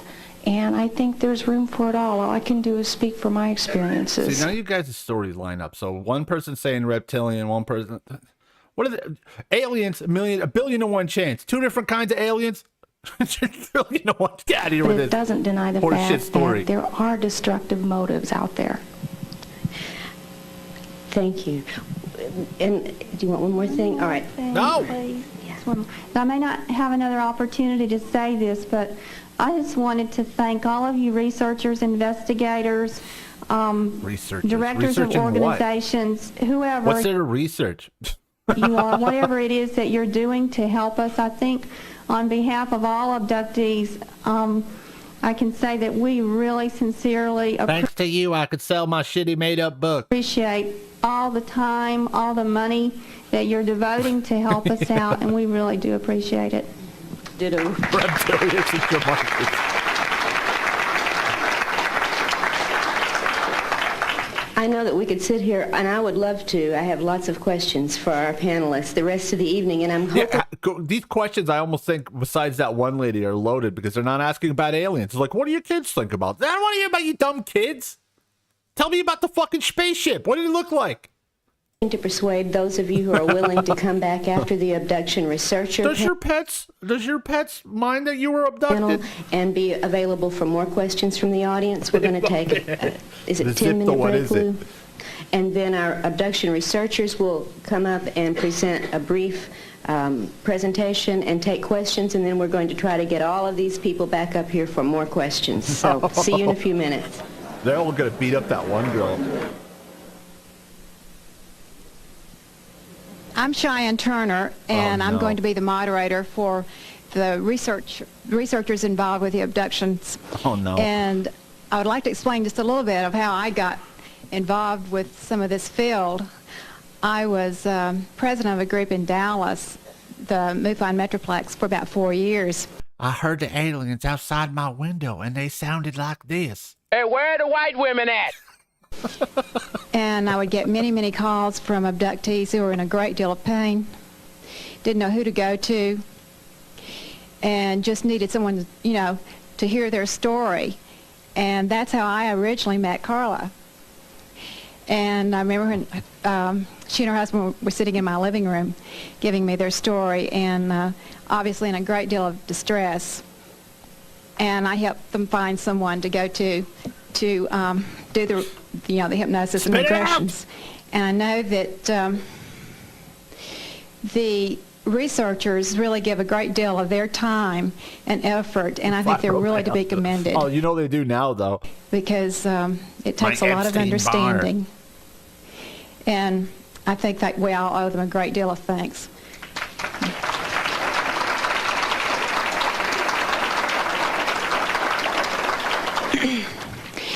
What they're going to be doing is introducing themselves, making me mad is what they're their doing. Background and what their research involves. The alien. I remember waking up briefly and the alien saying, "Now let's you just drop them pants." Drop? Just take them right off. So we will start on this end with Forrest Crawford. It smelled like Newport. I made Linda sit in the middle so she'd get all the attention too. I talked a lot about symbol stuff earlier, so you know that I like controversial correlations or correlations in general. But what may not have been evident is that I'm very involved in abduction research as well, and have a training as a hypnotherapist, extensive background in ufology, so to speak. Hypnotizing people is such fake horse shit. I've been doing it for a long time. That's kind of what I bring to the abduction research phenomenon, and have worked with abductees essentially in the St. Louis area, but all over the country as well. And a lot of the information that... And then the alien looked at me right in the eyes and said, "Now that's what you call a sandwich." I present comes from their experiences. In fact, almost all of it does, except for when I tell you it's something weird that happened to me. And it comes from their experiences and the correlations that come out of that work and the communications in there. So I rely heavily on my relationship with the abduction and I think we should bring the comb over back. Tactic experiencers, if you will, that I work with, because they're the ones that are bringing the pieces together. We're just kind of helping them realize that. That's kind of the way I feel. You said absolutely nothing, dude. Well, it was nothing of interest. Here's another one. Saying absolutely nothing of interest. Mutilations that led me. Remember, we're here to talk about aliens. To human abductions. The two, I think, are related in relationship to the phenomenon's intrusion on the planet. And I've never been actively involved in terms of the therapy side or the hypnosis side, but what happened is that because I was doing programs that were relating to the subject matter, I began to be a lightning rod for people sending me audio cassettes and letters, and at this point it seems like hundreds of drawings. I woke up in the spaceship and I heard, "You officially entered the wet panty zone." Because they wanted to be able to share something with someone that they felt that they could at least, I guess, whether it was anonymously or she looks very sassy, giving me their name and their number, sharing experiences.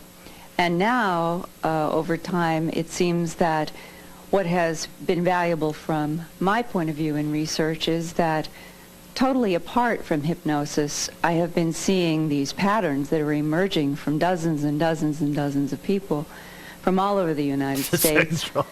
Some are also coming from South America. And I'm seeing the same drawings from people who don't know each other. Cool, can we see them? That would have been something cool to bring with you, don't you think? Live on two different coasts. And I hope that there is some value in contributing these patterns in this evolving Lady, people paid to see this, and you didn't bring the pictures? Alien taxonomy that I am trying to continue to Can you get gather. a projector in here? Because it may be that might be screen memories, as some people suggest, and that the menagerie might be something that's testing us. On the other hand, that's just the lady in a yellow suit with a different wig and different glasses. Razor would suggest that if you go, like in wrestling, like one guy who's like the main event will put on a Mexican wrestling mask and do the first match. They just rotate him. They only have 6 guys. For the simplest possible answer or reason for why there is this Lynn pattern of similar descriptions, it's because there are actually different, whatever they are, involved in various people's lives. And that is an area of research that provokes me in this huge phenomenon that includes many facets, as we've been discussing the last 2 days. Yeah, you said absolutely nothing. Again.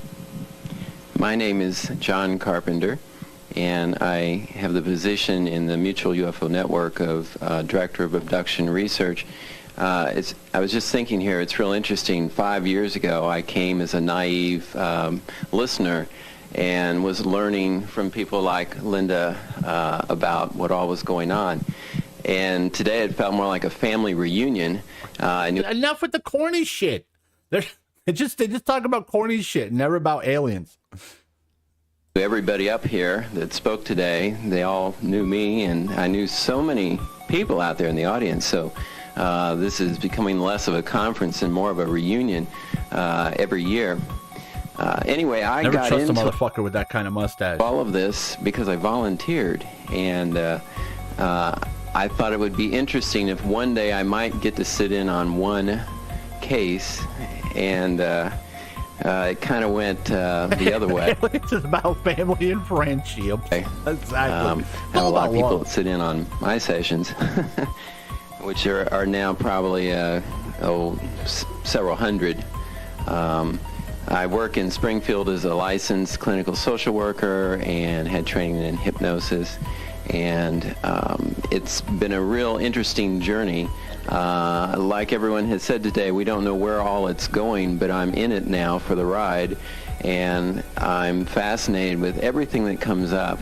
And part of my position now is to try to get other mental health professionals helping in the right way, because there's obviously, as you've heard here today, a real need, and we don't want just anybody, trying to take this on and providing the help, because it's a special kind of help, as you've heard from the, as I will call them, participants in this odyssey that were up here a few minutes ago. Well, I'm not doing alien stuff. I run a peep show.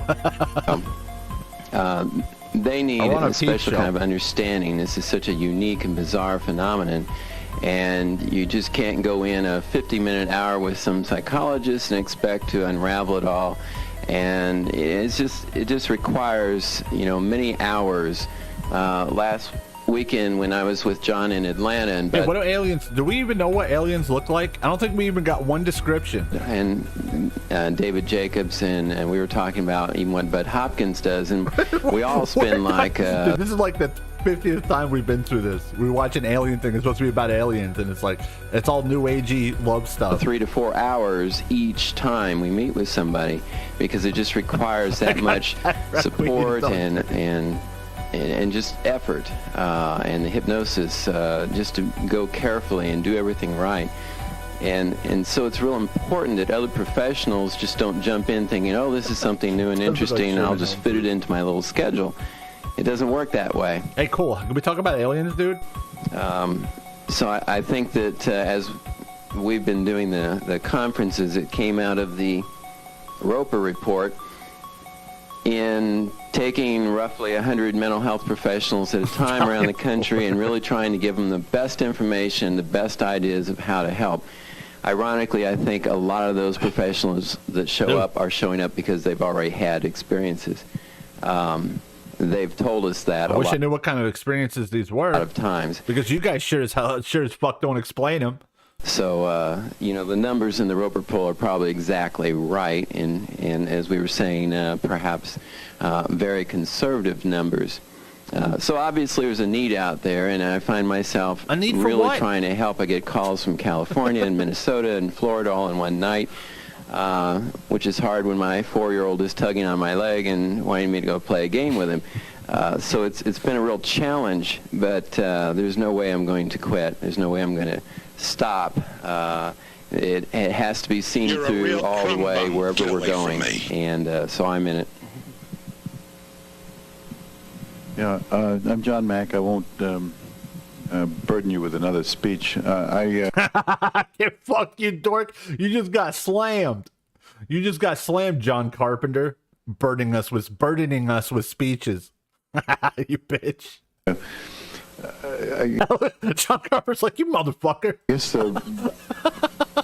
what I cannot resist saying is how profoundly entering this field changes everything in your life. Man, these guys are cunty, huh? These alien people are real cunty. They're at each other's throats.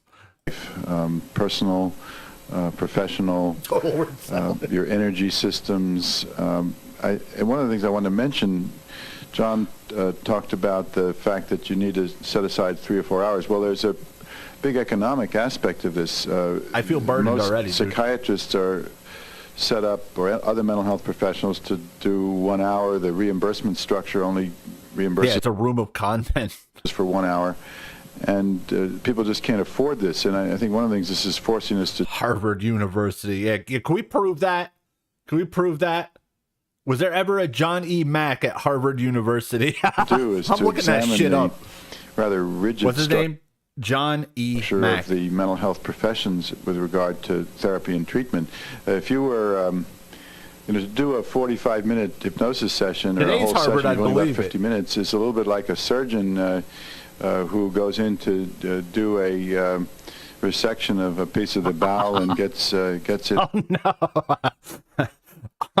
On September 27, 2004, John Mack was struck and killed by a car in London, a vehicle operated by a man under the influence of alcohol. He would have turned 75 years old the following week, an event in which friends, colleagues, and students were eagerly anticipating to celebrate.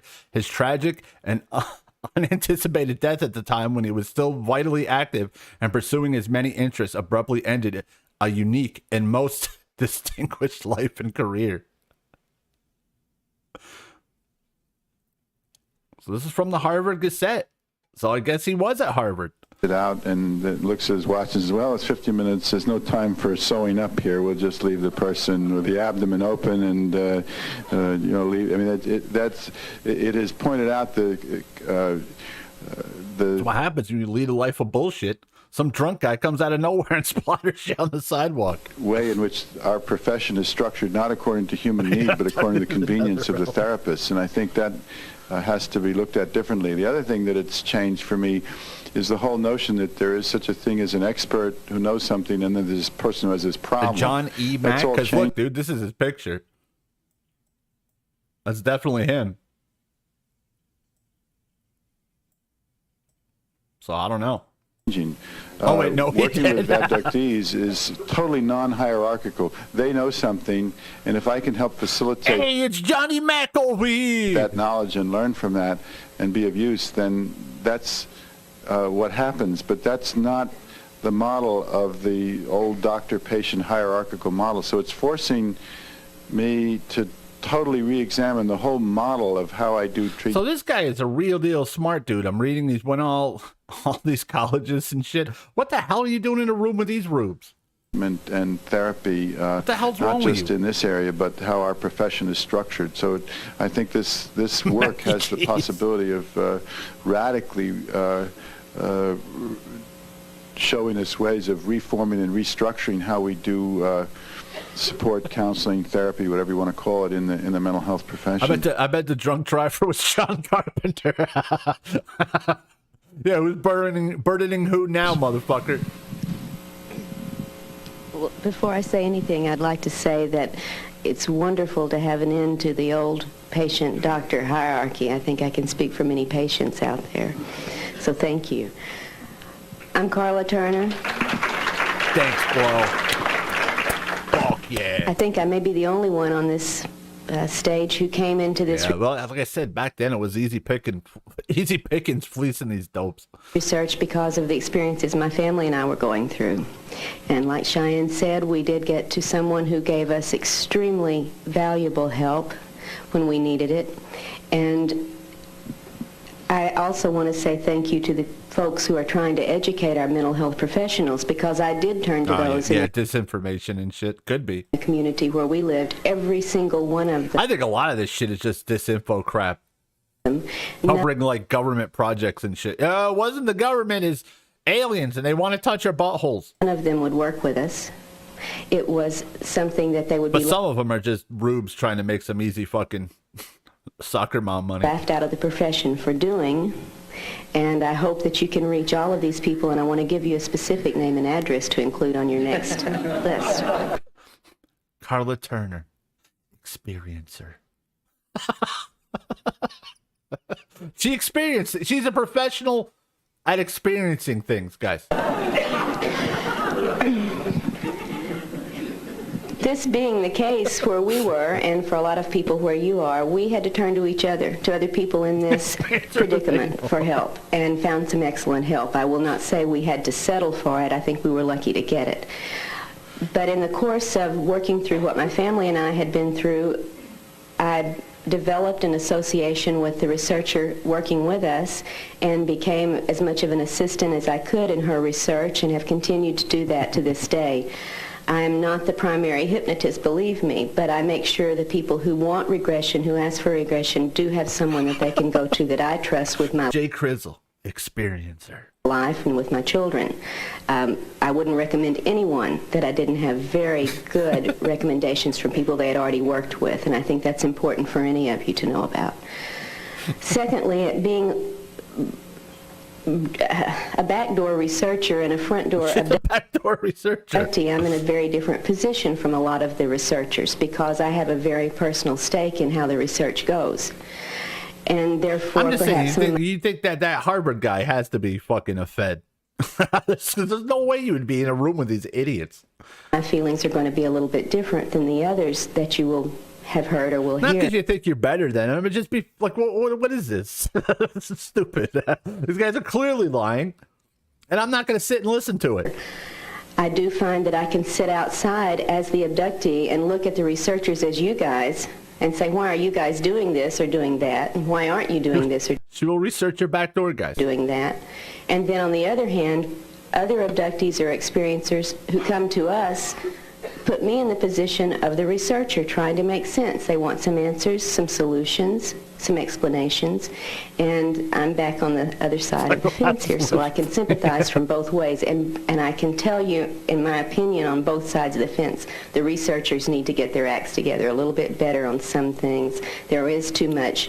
What's wrong with you? Calm down. Why are you guys at each other's throats? All these people want to kill each other. Jealousy. There is too much. Oh shit, she's calling them out. Jealousy? Hoarding of information. Oh, information hoarding? Well, researchers fight over these things. Abductees go on going through these experiences not getting anywhere. So I think we've got to have to clean the whole act up a bit. Lady, they're not sharing information because they're trying to sell books, and it's all made up anyway. And you know that.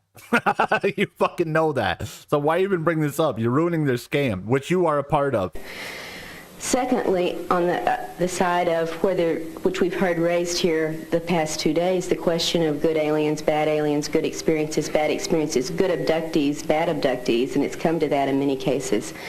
From the research that this lady says, hey, it's all about love. The researcher I work with is Barbara Bartlett. From the research of well into the hundreds of cases, approximately 500, including those that I have worked with and have brought research and investigative material into the fund from, we see that you cannot say, if you're going to be true to the data, you cannot say that a person's experiences when they have an encounter reflect that person's inner being, that person's moral strength. They're very catty, the alien community. Their lack of it, that person's spiritual evolution or lack of it, because as Leah pointed out, the same person can have a positive experience one time and a negative one the next time, and this is the same person.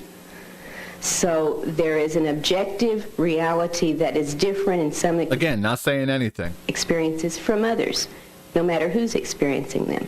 And if I had to stake anything right now, which is a bad thing to do, to put money on the table on any answers to these questions right now, the things I would feel strongest on putting money on are that there are a variety of alien types. Although we have many cases where 2 or more types are involved in a person's abduction as if they're working together. See, this lady just wants she wants like a whole cohesive thing where all the researchers can pick at them, so all the stories line up. She's like, hey, look, assholes, if we're all gonna fucking lie, we all gotta lie about the same shit. We can't be fucking adding new stuff and taking things away and saying that person's wrong. She wants a canon or something. Whatever you would call that. What that means, but we know that some of the experiences are so intrinsically different that there seem to be many agendas, not just one. So you can't put a good label or bad label on the entirety when you have diverse things that are not in the same pot. I think the one thing the research shows is that there are many things going on that don't fit the patterns, that are nice, neat patterns. If you look at just what one group is doing, you're going to get some patterns. If you pull in what's happening to everybody, you're going to get some things that won't fit in any category or any pattern. So looking for neat... See, that's what she's saying. We got to get our story straight if we're going to keep policing the rubes. And she knows the rubes are so fucking stupid. She could say it right in front of them. They don't know. Look, we got to get our story straight if we want to keep making money. Answers, I think, is a limiting way to approach it from what the people we've worked with have experienced. And trying to put everything into one pot is defeating, because you're not going to get everything in there without chopping off somebody's arms or legs. People in that room are literally so stupid. They're trying to get their story straight. Or other experience right that doesn't fit the mold. Other than that, I'm open for questions with the rest of them. Okay, thank you. We're now going to open the floor for questions. If you'd like to come up to the microphone and present your question. And do try to make them as brief as possible. Yeah, please. Mm-hmm.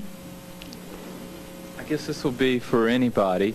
A lot of the speakers have said something about the environmental damage that we're doing to the...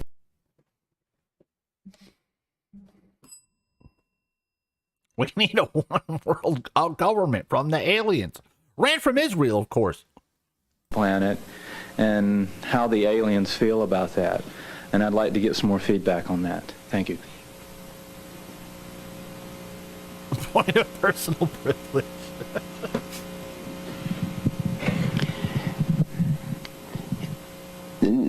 It's not that the aliens, always tell them consciously, you need to clean this up or do this. It's interesting. It seems like there's an effect that definitely takes place. So many people that have had these experiences are so much more in tune with nature. You're so burdensome. Burdensome. There's Mr. Carpenter. Jean, who you heard up here, Jean Robinson, when I was working with her, soon after some of her first recollections that she was having these experiences, she saw a turtle crossing the road, and she was just kind of watching it and marveling at it, and with new eyes, so to speak, with new eyes. And here came a car down the road, and instead of swerving to miss it, it swerved to hit the turtle, and it just tore her up that had happened. And she'd never reacted that way before. And with so many people who've been through this experience, there is such a keen turtles phenomenon that happens that tune them into nature. I don't know where exactly it comes from, whether it's like directly told to them or it's just part of the experience or what, but there is definitely a phenomenon there. So it's hard to answer in terms of whether they're told anything specifically to do. I'm so laughing. I won't burden you with another speech. Man, it's an awareness that's that occurs. brutal, dude. Imagine you being John Carpenter and hearing that. You'd be like, what the fuck you? Fuck you, man. Take one of them beer bottles and break it. Come after you. One thing that I've noticed is that there will be a little bit like the time release capsules. 2 weeks ago, within a 4-hour period at night, I had a phone call from 4 different abductees. And each one of them, there was one in Oregon, there was one in New Jersey, there was one in Pennsylvania, I think the other one was in Maryland. Each one was just calling independently to say... Linda Moulton Hal. I'm looking this bitch up. Are you dead too? Hold on.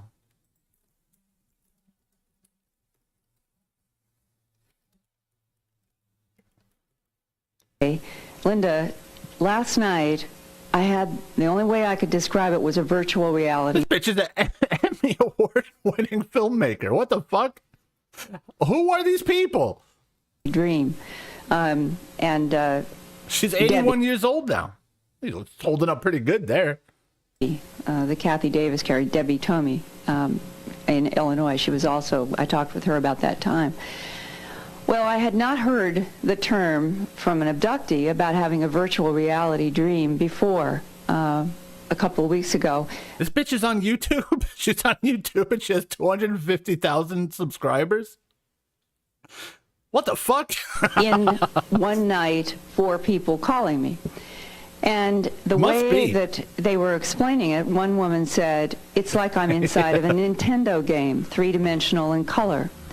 Only the content and the subject matter of what they were describing all had to do with earthquakes, volcanoes, and high winds.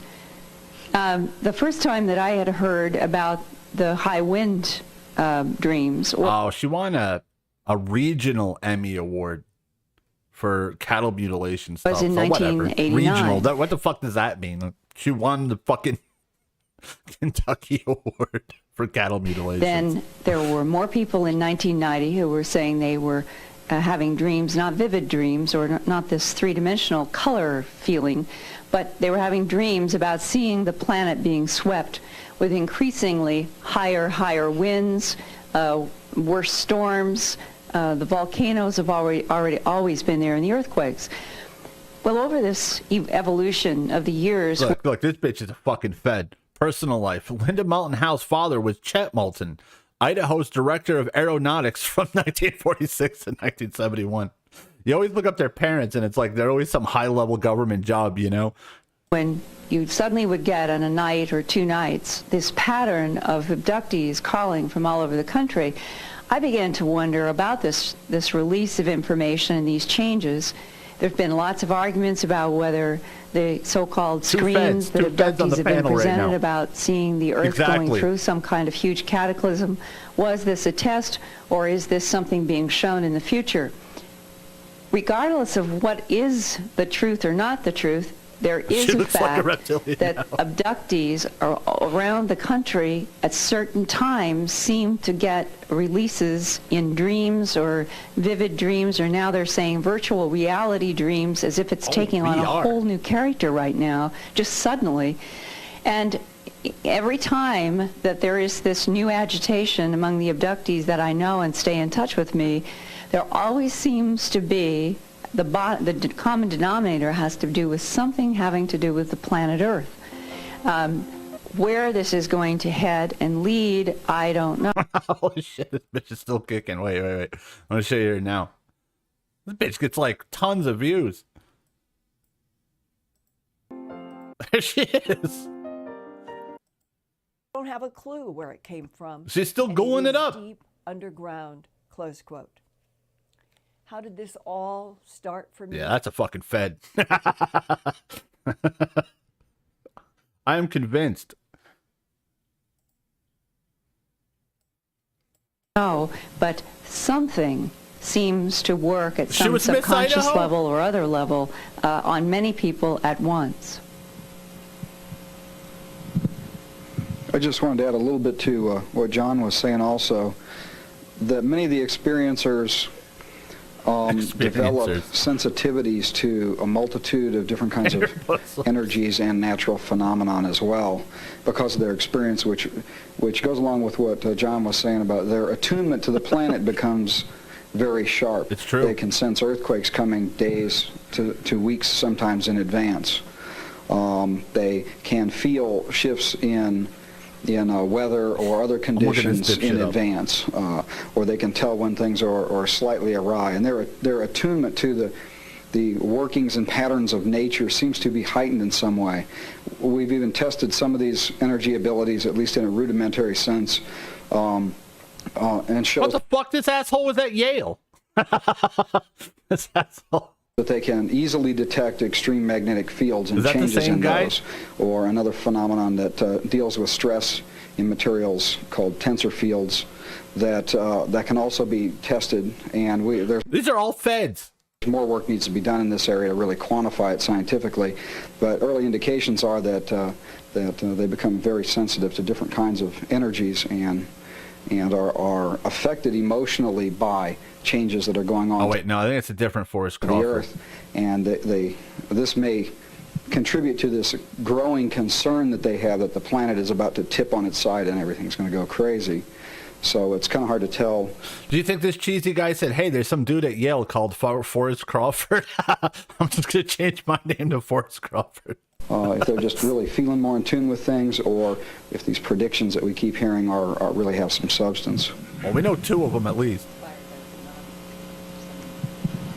Because anyone who really, like someone who went to Yale or Harvard, they wouldn't be talking about this. They wouldn't be in his gay room right now with a bunch of these fucking gullible morons.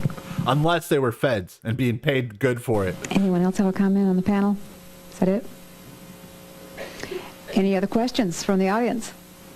This might be a short evening. What does alien semen taste like? Okay. Someone's got to ask it. I'm interested in the state of mind or state of consciousness, or maybe you should say altered state of consciousness. So basically not about aliens. Motherfucker. Immediately prior to, during, and immediately after an abduction experience. So after the abduction, not the experience itself, but afterwards, guys. So basically they don't have to talk about aliens at all. Linda may have touched on an aspect this is of all it, planned. the dreams. And maybe I should be asking this to the abductees themselves. And if you can answer the question, I wish you would, if the panelists can't. The accounts that I have read, when I read them, I get the idea or the impression of a dream state, or at least my dream states.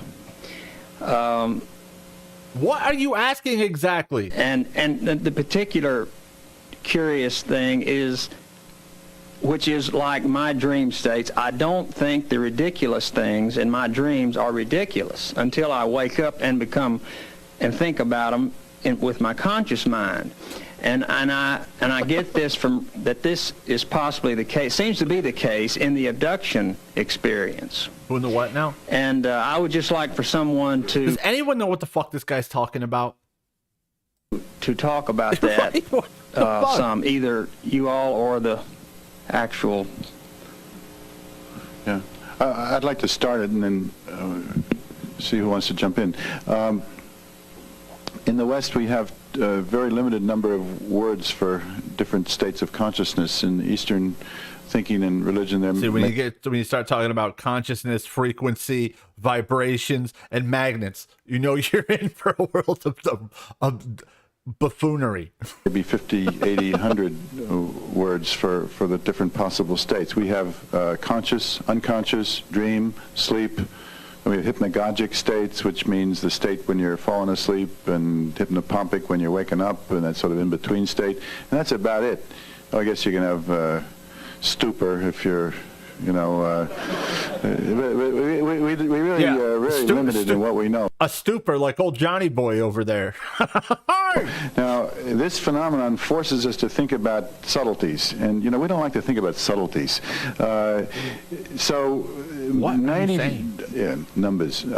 High percentage of people will remember until they've had a chance to explore their abductions as dreams. Okay. Now, when they call it a dream, is it a dream that recollects an abduction? Is it an abduction they're calling a dream? Meaning, like they had not a loaded question, but they had this guy ask this question, so we don't have to talk about aliens. The word dream Anything is not to talk about just an aliens. experience that happens at night. You call it a dream because that's the way you were raised to think. What I mentioned this afternoon, and I want to stress it, if you take an abduction experiencer through the night of an experience, there is that moment of truth when they realize they weren't really asleep when this happened. Exactly.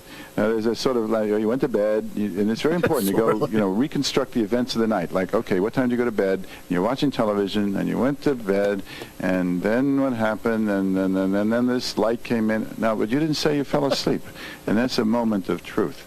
And at that moment, a shift in consciousness occurs. It's not as if they're just like an ordinary waking consciousness. One of the people that Bud and I have worked with in New York describes it's as if the aliens come through a screen. They break through, it's like a scrim, which is the screen in the theater. It's as if they shatter one reality and come into this reality. The person's not asleep, but they're in another state of consciousness, but they're fully present in that state of consciousness, but it's a different state of consciousness. So it's a true experience, but in another state of consciousness. And we don't have language for that. So that's just a starter. But this is a very important and very interesting subject, a very good question. It's hard to find anything on this guy, obviously. I'd like to say something, having had the experience and also having worked with and listened to many, many other people with the experience.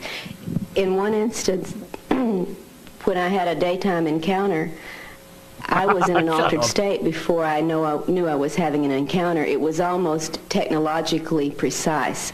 I was walking from a neighbor's yard to my yard, and when I stepped, I was perfectly fine on this side of the line. I took a step over an invisible barrier, which immediately put me into an altered state before I even saw the ETs. So I felt it was very much an imposed, external, technologically produced state of mind. So that when I looked up and saw the little beings What's this bitch's name? There in the yard, I didn't freak. I did not act as I would have normally. My normal state of consciousness was very much dampened, and there was surprise. There wasn't shock and fainting. The same thing seems to happen with other people. No matter, there's a change in how you normally would react, and I think it's imposed in some very external technological way. For instance, one abductee who was very upset about things that had happened with him and had said, the next time I get my little hands around their little necks, I'm going to smash them in the face. I'm really mad about this. They're not going to do me this way anymore.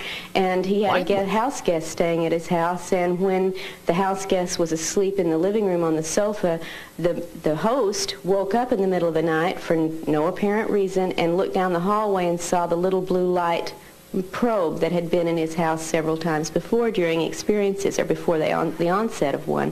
He saw this bobbing over the head of the person who was sleeping in his living room on the couch, and he had just said, not 3 days before, if I ever see him again, I'm going to give him this. He looked up and said, oh, I know what that is, out to sleep. The next morning was doubly furious. He had been thwarted in what he would have normally and naturally wished to do. So it seems like there's an imposed state, not perhaps a dream state at all. It's just something that dampens our normal response, and that's how it feels, really. And it's in the daytime. You know you're not sleeping when you're walking. This shit's so weird to me because it's never like about the topic. I was watching one like the other day, like I said, because I was like, well, I should do these again. They were pretty fun. And then the guy was talking about patents. He was talking about the Federal Reserve. He was talking about like all this like government shit, and then he's like, yeah, but there's aliens and stuff. All about patents. You know about patents? There's top secret patents that they don't let you know about. And also the Federal Reserve. And then in 1542, it just kept going around and around. And so on. So it's not like the dream state feels. Anyone else on the panel for that one? Okay, next. Please, next. I'd like to ask our This better be about aliens, you fucking cheesy motherfucker. our esteemed panel of broad experience here. A question perhaps you can't answer completely, but give us some contributions from your experience to compare and contrast the information we're putting together on abductions, meaning forced by not giving you free will, however you want to call that, versus the contact voluntarily where there's no force. What are we learning from these two? Are we getting similar data? Oh man, it was definitely pill. Data. However you pronounce and how that. is it coming about? Can you contrast and show the conflictions and contrast on this? So what? To start to answer that question, I think it's important to know who comes to us. People who are coping, people who maybe remember things consciously or feel they are contactees may never come to us for any kind of help. So it's kind of skewed in terms of the population that we may see. We see the people who are confused, anxious, sleepless, irritable, all those more traumatic responses. And so they may see themselves more as abducted and terrorized or something like that, at least to start with. Yeah, but he didn't even say that, though. He just talked about patents for some reason, and then talked about the United Nations. It's like none of it connected. Like, I mean, I can see what you're saying, how you could connect it, but he never did. He just was rambling from topic to topic. So I think that was an important distinction in terms of comparison. I would like to talk to a lot of people who perhaps call themselves as contactees and have maybe more positive experiences just for that comparison. But I think so much of what I do see comes because it comes to the label of trauma, at least initially. I do want to add that through my research, I'm burdened. That I would say about 50% end up feeling positive about it, and about 50% don't. Yeah, it was the Dardbunker called Dean, like something Dean with the last name Dean. That dude never said fucking anything. Even though at first they may have come for that indeed initial traumatic release that they need to work through. Well, one of the things that I know in letters and audio cassettes people have sent me, that probably the second emotion after fear is anger, and that there is a pattern in the people who feel that there will... See, it's always after. Like, they want to know stuff after the abductions. What about during? I want to hear about during. Like, how do they feel after they were... Every question is, how do they feel after they were abducted? How does your family feel after you were abducted? Has been violated, that they've been raped, or... How come no one's asking, like, hey, what kind of shoes did those alien guys wear?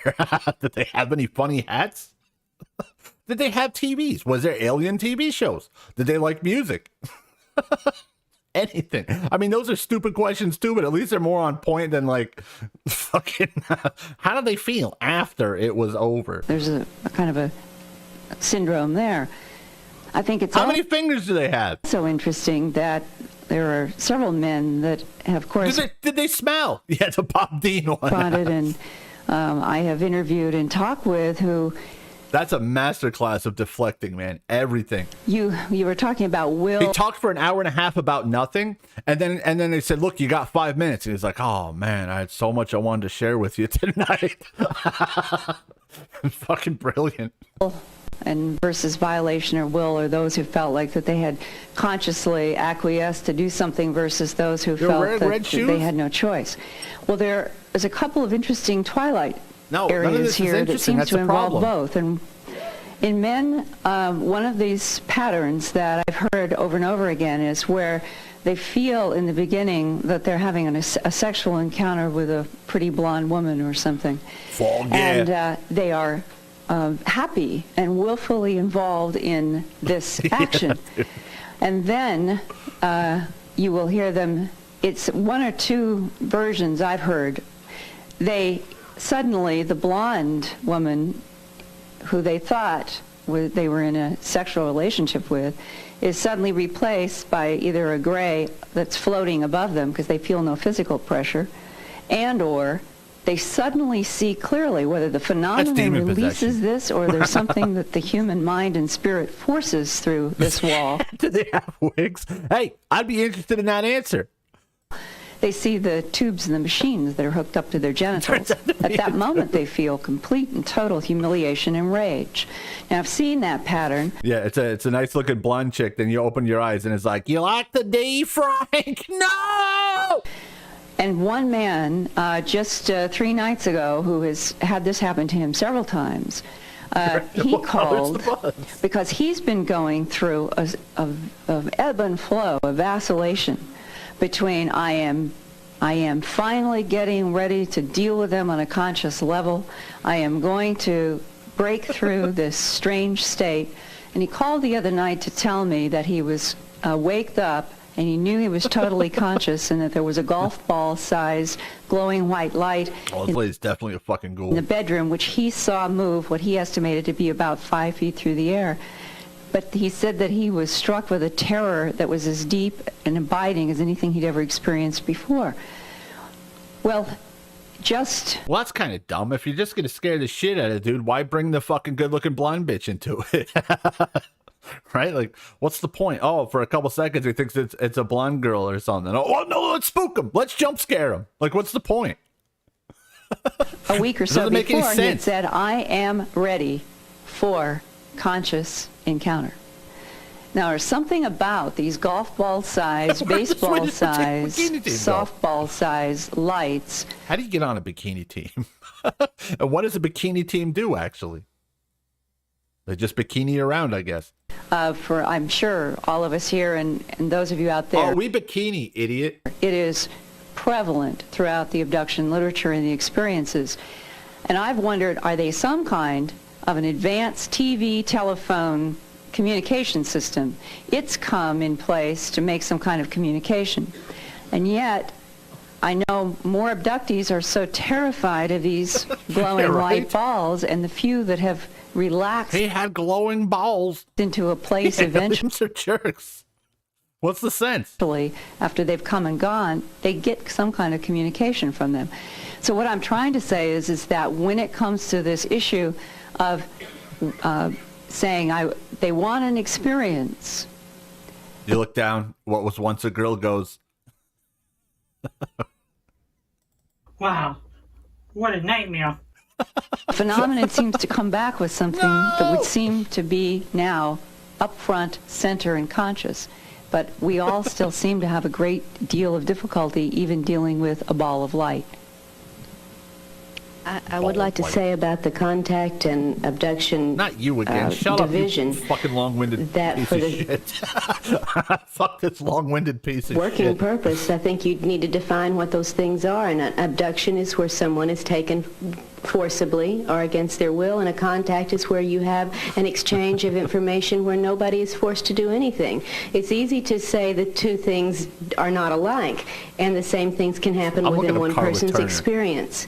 Now, there are those who do think they have gone willingly once the intrusion is started, but if you remember how artificially and technologically easy it is for these people to change our moods and change our minds and change our even our sensory input from pain to pleasure, from fear to love, instantaneously, then we don't really know when we go by ourselves if we're going willingly or if we're going because we've been made to feel we're going willingly. So I tend to say if they don't take you anywhere under any conditions, you've had a contact. If they've taken you anywhere, you've had an abduction. Because a contact is simply a talk, an exchange. What? How was she a UFO researcher from 1947 to 1996? That doesn't make any sense. Is that it? Another question?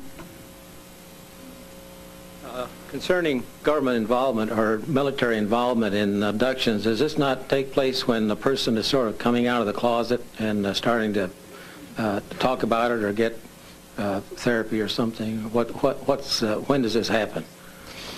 Some people doesn't think it happens at all, or don't think it happens at all. In one case, it happened before the person even knew there was anything and certainly hadn't come out of the closet.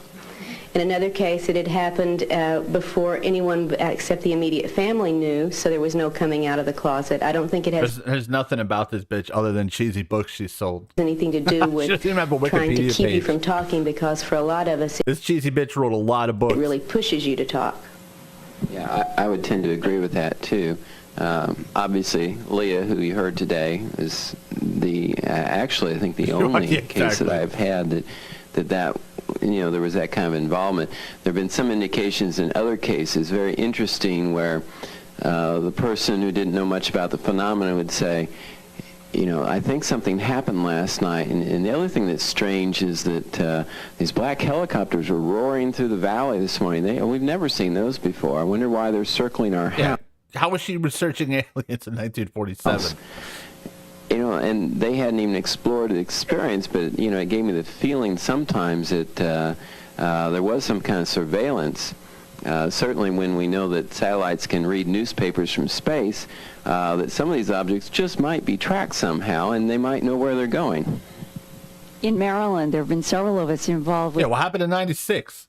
Why'd she stop at 9? I know why. Because the money dried up. The investigation of a case of a woman who last June was waked up with a pulsing blue light coming through the shades in the bedroom. It's a very small house. I've been in this house. And for some reason that's still not clear, she never opened up the shades. She did go to the doorway to see in the living room, and she could also see the light pulsing there, but she never made any aggressive action to go out of the house or anything. But the next morning, there was a 14-foot diameter circle in the front yard, which we did get soil samples from. We were able to find that there were some very strange biochemical changes actually in the and lots of feces, seed in the grass. And she began to have helicopters of... Hey, can you back that up? Do you got any, paper? You have that on paper? That'd be kind of cool to see, right? The soil sample thing? We think military nature. Over the house on such a regular basis that a MUFON investigator went with a camcorder, videotaped this. There were other researchers who would be on the telephone with her, and all of a sudden the phone, they couldn't even talk on the phone because the sound in the house was so loud. One day, feeling like she was going out of her skin, she said, I'm going to forget all this. I'm going to lie down on a chair in the backyard in the sun. I'm going to make this all go away.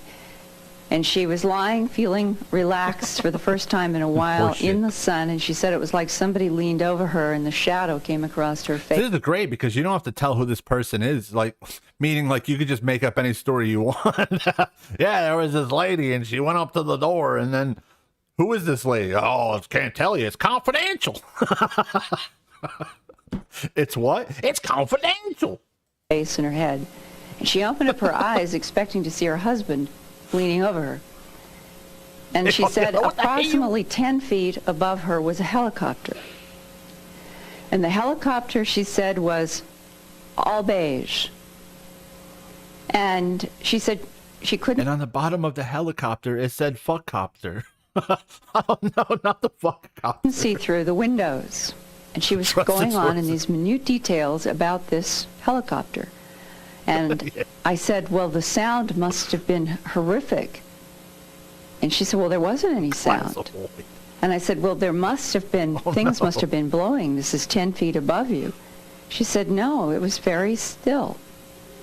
Well, that is not a helicopter as I understand helicopters in terrestrial terms. Don't talk down to me. That is not how I understand helicopters. Helicopters are very loud and windy. Terms interacting with air molecules. Like John Carpenter's ass.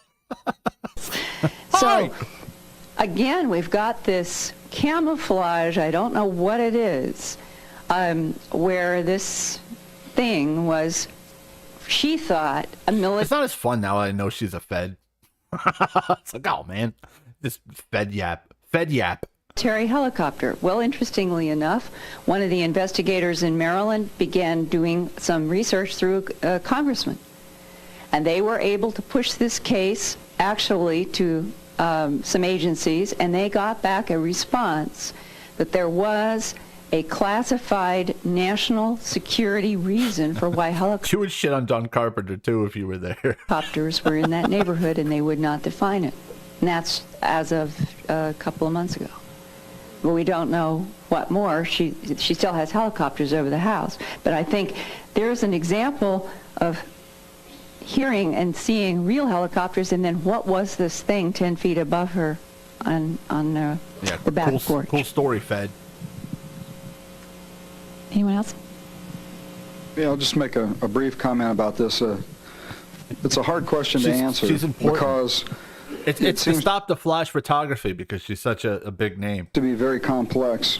You'll have one witness over here who's having experiences with grays, never saw a government person or helicopter their entire life of experiences. Another person that seems to be involved with a group exactly like this other woman is harassed continuously by helicopters, government people. Sometimes they're even abducted, maybe by the government, and interrogated or examined to see what the aliens were up to, maybe, who knows. And then you have other cases like what Bill talked about, where the government and the aliens seem to be working together. What the hell does this all mean? You know, I mean, we have 3 different groups with 3 different motives, and they just happen to look alike? You know, maybe.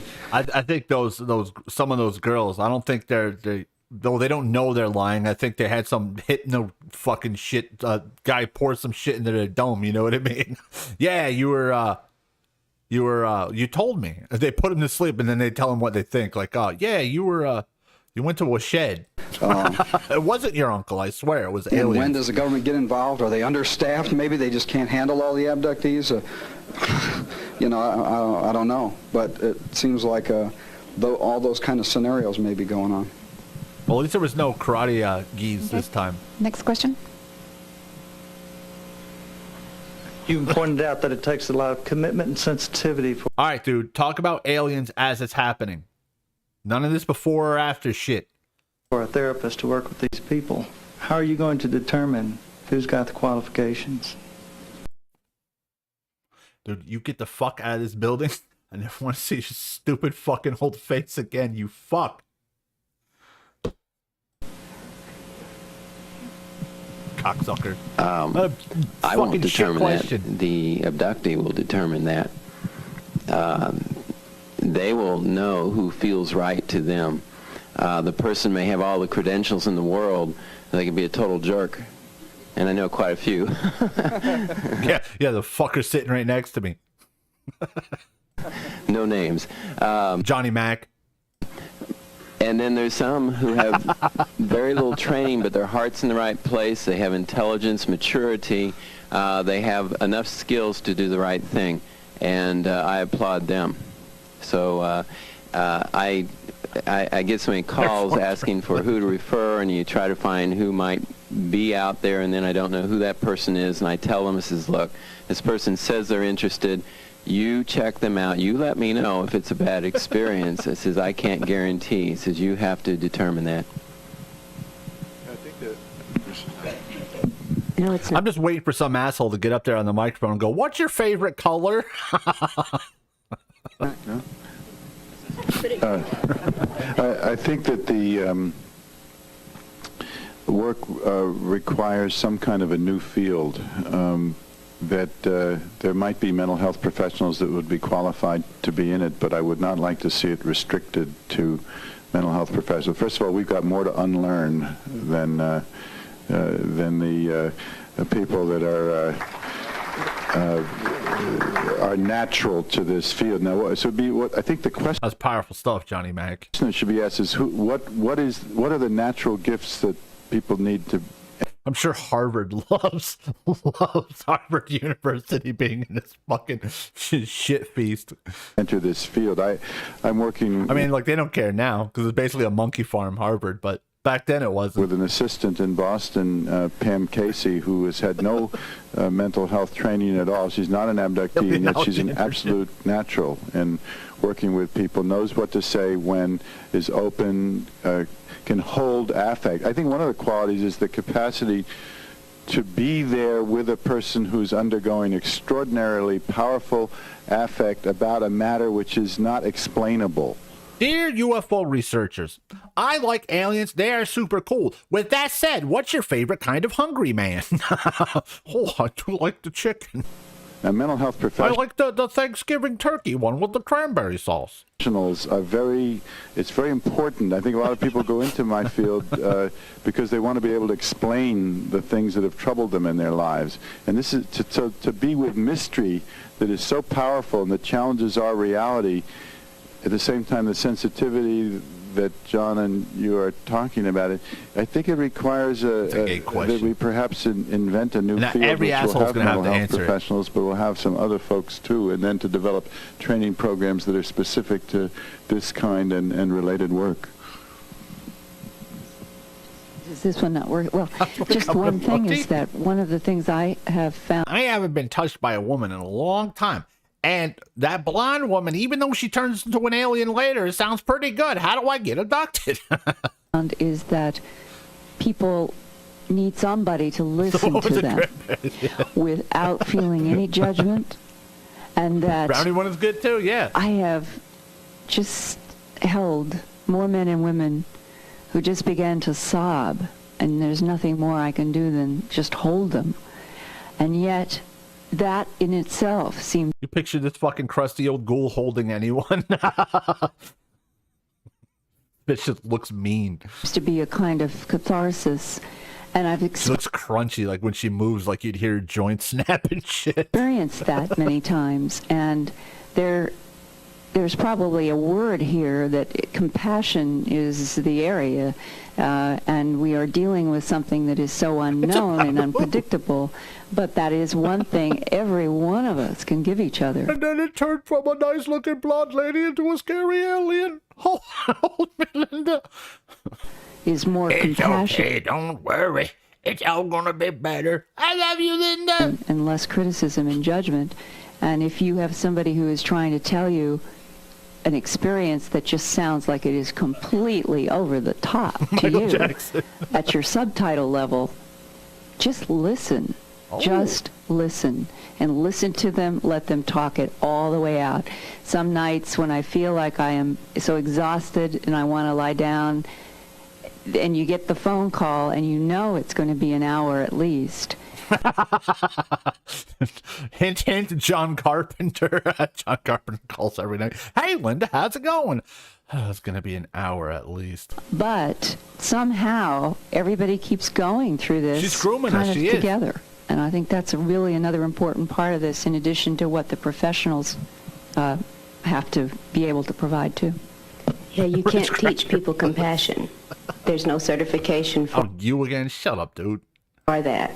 That's something the person working with the researcher will know, or the investigator will know. There's also a great deal of intuition involved in this, and again, you can't learn it. I think there are some born people to work with this, and there are some people that all the training in the world would not. You have a lot of opinions for being just some fucking abductee victim rube thing. Make competent to do so. It certainly takes dedication. She has a lot of opinions. Next.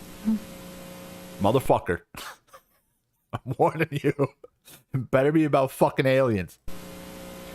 After you get past the if this is happening questions or how this is happening questions, it just kind of leaves one question left. Why is it happening? Out of all your research and everything, what's your best guess? Why is this happening? Meh. Not the worst question of the night. I want an answer from everyone. Next. Oh, that's the big one. Jeez. We would probably all give you a different answer on that. I mean... They hate our freedom. That's what it is. There's so many possibilities, and you probably heard the different theories. I really don't like to speculate. I mean, when people ask that question, I will list maybe 5 different theories, like, it's to save us, it's to save them, it's to save the planet, it's none of that, it's scientific research. People listen when a black woman is speaking. Like what we do with wildlife, on and on and on. And there's no one thing that sticks out in my mind. In fact, more recently, it seems like maybe it's more spiritual related. Maybe it's some evolution of consciousness and like in 2000. Consciousness. That he is also a fraud and or fed. 2001, the monolith appears, and then all of a sudden everybody's doing new and neat different things. It's like maybe it's something like that.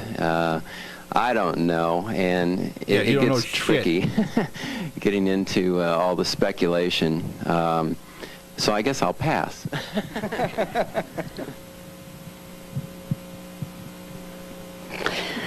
None of us want to deal with this question because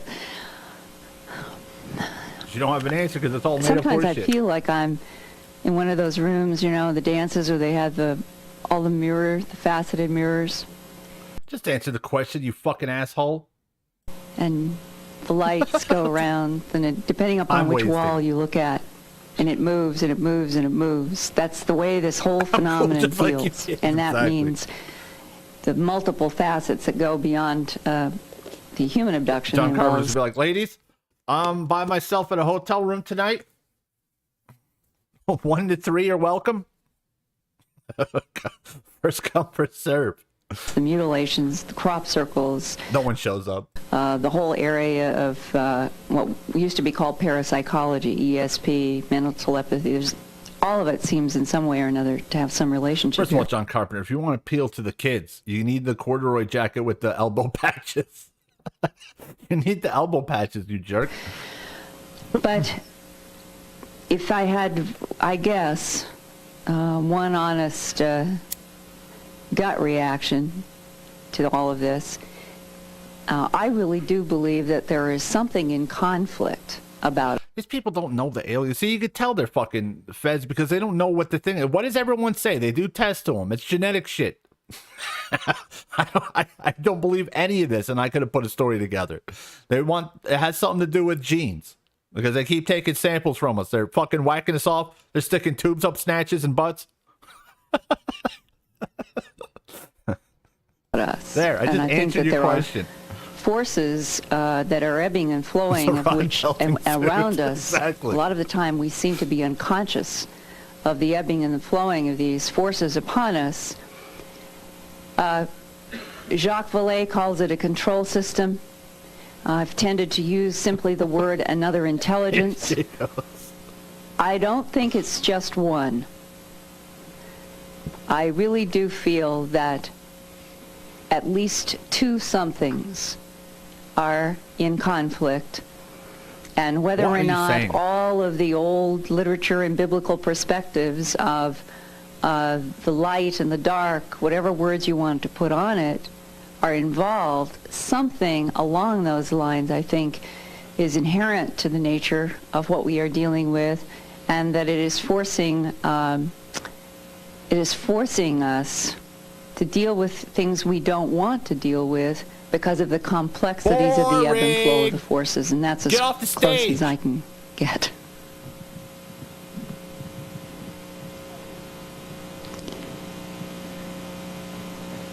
Johnny Mac, he's had enough. Smell my armpits, you fucking bitter old bag. As different as some of these experiences are, that I talked about earlier, other various groups having various agendas, I think that it's undoubtedly true that there is at least one group that harvests from us something, maybe more than one thing. See, this bitch gets it. What, you guys are the worst feds ever. The bitch who I don't think is a fed got it right. They're taking some from people. We have something they want, and they come and get it.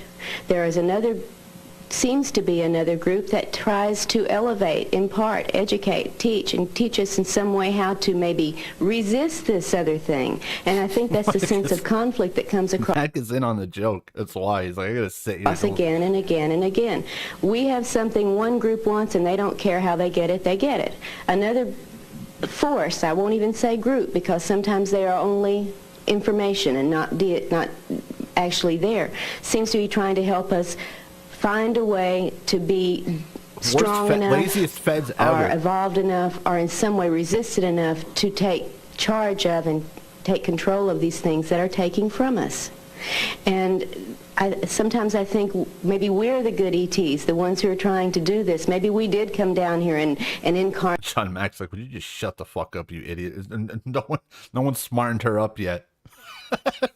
Fuck off. To do this sort of battle. It comes across from many abductees. That's exactly how they feel. And you begin to see that's not altogether a crazy possibility. I think it's because she knows something's wrong. It's like she's just a regular con man, and they're all feds, and she knows something's up. Yet there is a group that does very much disregard anything about us spiritually. There's something at the heart of this involving our souls. Maybe they don't have them. Before we continue with the questions, we are going to end this at 11 officially, and any of you that do want to stick around and ask more questions of the researchers can do so, but anyone, you're free to leave at 11, and that includes anyone on the panel. Some would like to get some sleep tonight, I think. So now... Are you talking about 11 at night, you guys work these fucking shit? I think several people wanted to reply to the question that was on the floor. Is that right? Yeah. You experienced anal fissures? Okay. A teenage girl said to her grandmother, who said something that was disturbing to her in a publicly embarrassing way, Grandma, you missed an extraordinary opportunity to keep your mouth shut. And I'm not taking that advice, unfortunately. Just one quick thought about that ultimate... Wait, what? What the fuck was that about? Question. We tend to think of us and them, but one way to think, one might think about it, is that there's some kind of a coming together that is a relationship, and that the intelligence that's bringing us together is not ours or theirs. Man, this guy's mad. You know he was talking about that old lady. That the motivational structure is in some higher level or whatever, and that they get something from it. So many maybe some child kind of abuse embodiment, stories. some sort of biological evolution, and we get something which is some opening of our consciousness, some kind of You guys hate each other. Turn to the sacred, so that the whole thing is orchestrated not at our level.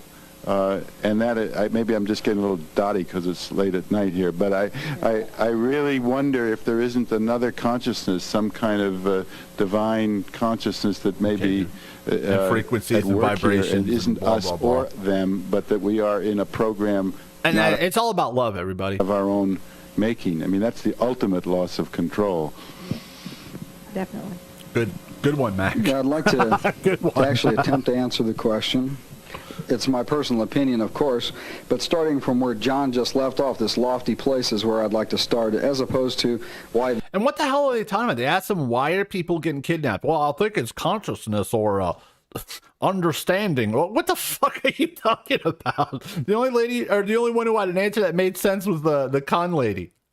What are you saying? Consciousness? What consciousness? What does consciousness have to do with being abducted? What the fuck are you weirdos talking about? This abductee or that or this contactee, why the whole thing, why the interaction going on. Touching on this concept is that imagine humanity walking along the ground and coming to this fence, and we climb up on the fence, and I mean all of humanity. Oh, my uncle kidnapped me when I was young. Why? I don't know, consciousness or something. Consciousness and waveforms and such. Hey, why are you throwing me out of the house? Humanity. We climb up on the fence, and for some reason we liked it up there.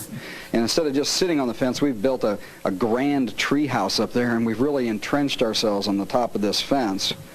And maybe the reason that all of these things are... Yeah, I was sex trafficked. Why? I don't know. Vibes, vibrations. It's all about love at the end of the day. Happening is because somebody's saying, you're not supposed to be sitting on the fence. Please get off. And we're going, no, we like it up here. We like it up here. So some of the people some of humanity said, okay, I'll get off, and we jumped off and went on. And some of the people said, no, we're staying, we like the fence. Okay, so then enter... What are you talking about, dude? They asked you, why is this happening? The not-so-nice influence that says, get off the fence, and smacks you off of there. Both both types of getting off the fence are valid. The point is, get off the fence and get moving. Get your consciousness going again and broaden yourself and understand what... All the feds just said consciousness. That's why we're being kidnapped or abducted. Why do I keep mixing those up? I guess it's the same thing. But what is really going on. And you can have some nasty lizard aliens drag you on board and do all kinds of rude things to you, and it might help get you off the fence. Or you can say, okay, I'll get down and go on my way. Whatever the reasoning is, maybe... Yeah, he laughs at Family Circus. Thing is telling us to get on about our way. Well, the con lady was like, dude, well, what do you think? They're taking us up there, they're stabbing us with needles and tubes and shit, and they want something. I think that 20 years ago it was really easy to be a ufologist compared to what it is now, because back then the phenomenon was over there. It flew around, it landed once in a while, and we got excited about that. Abduction phenomenon was something that was like pretty bizarre in those days. Now it is very personal. The UFO phenomenon is we are all personally involved in one way or another directly with this phenomenon. That's not what the question was, you fuckhead. The question was, why is it happening? Why is it happening? We have never been able to get information directly from the source before like we do now, meaning abductees, contactees, and the researchers... All right, you got more information. Why is it happening? ...are right there in the middle of it as well. So it is something that we're all involved in, and we can't separate ourselves from it completely ever. Consciousness, guys. That was it. That bullshit fucking answer was it. Man, that was terrible, guys. Hanford, hit the lights. All right, guys. What an adventure. I'll never forget the lady who admitted to being dragged to the shed in the desert. I'll always remember that. Powerful stuff. But guys, I'll see you on Friday or something. Thanks for watching.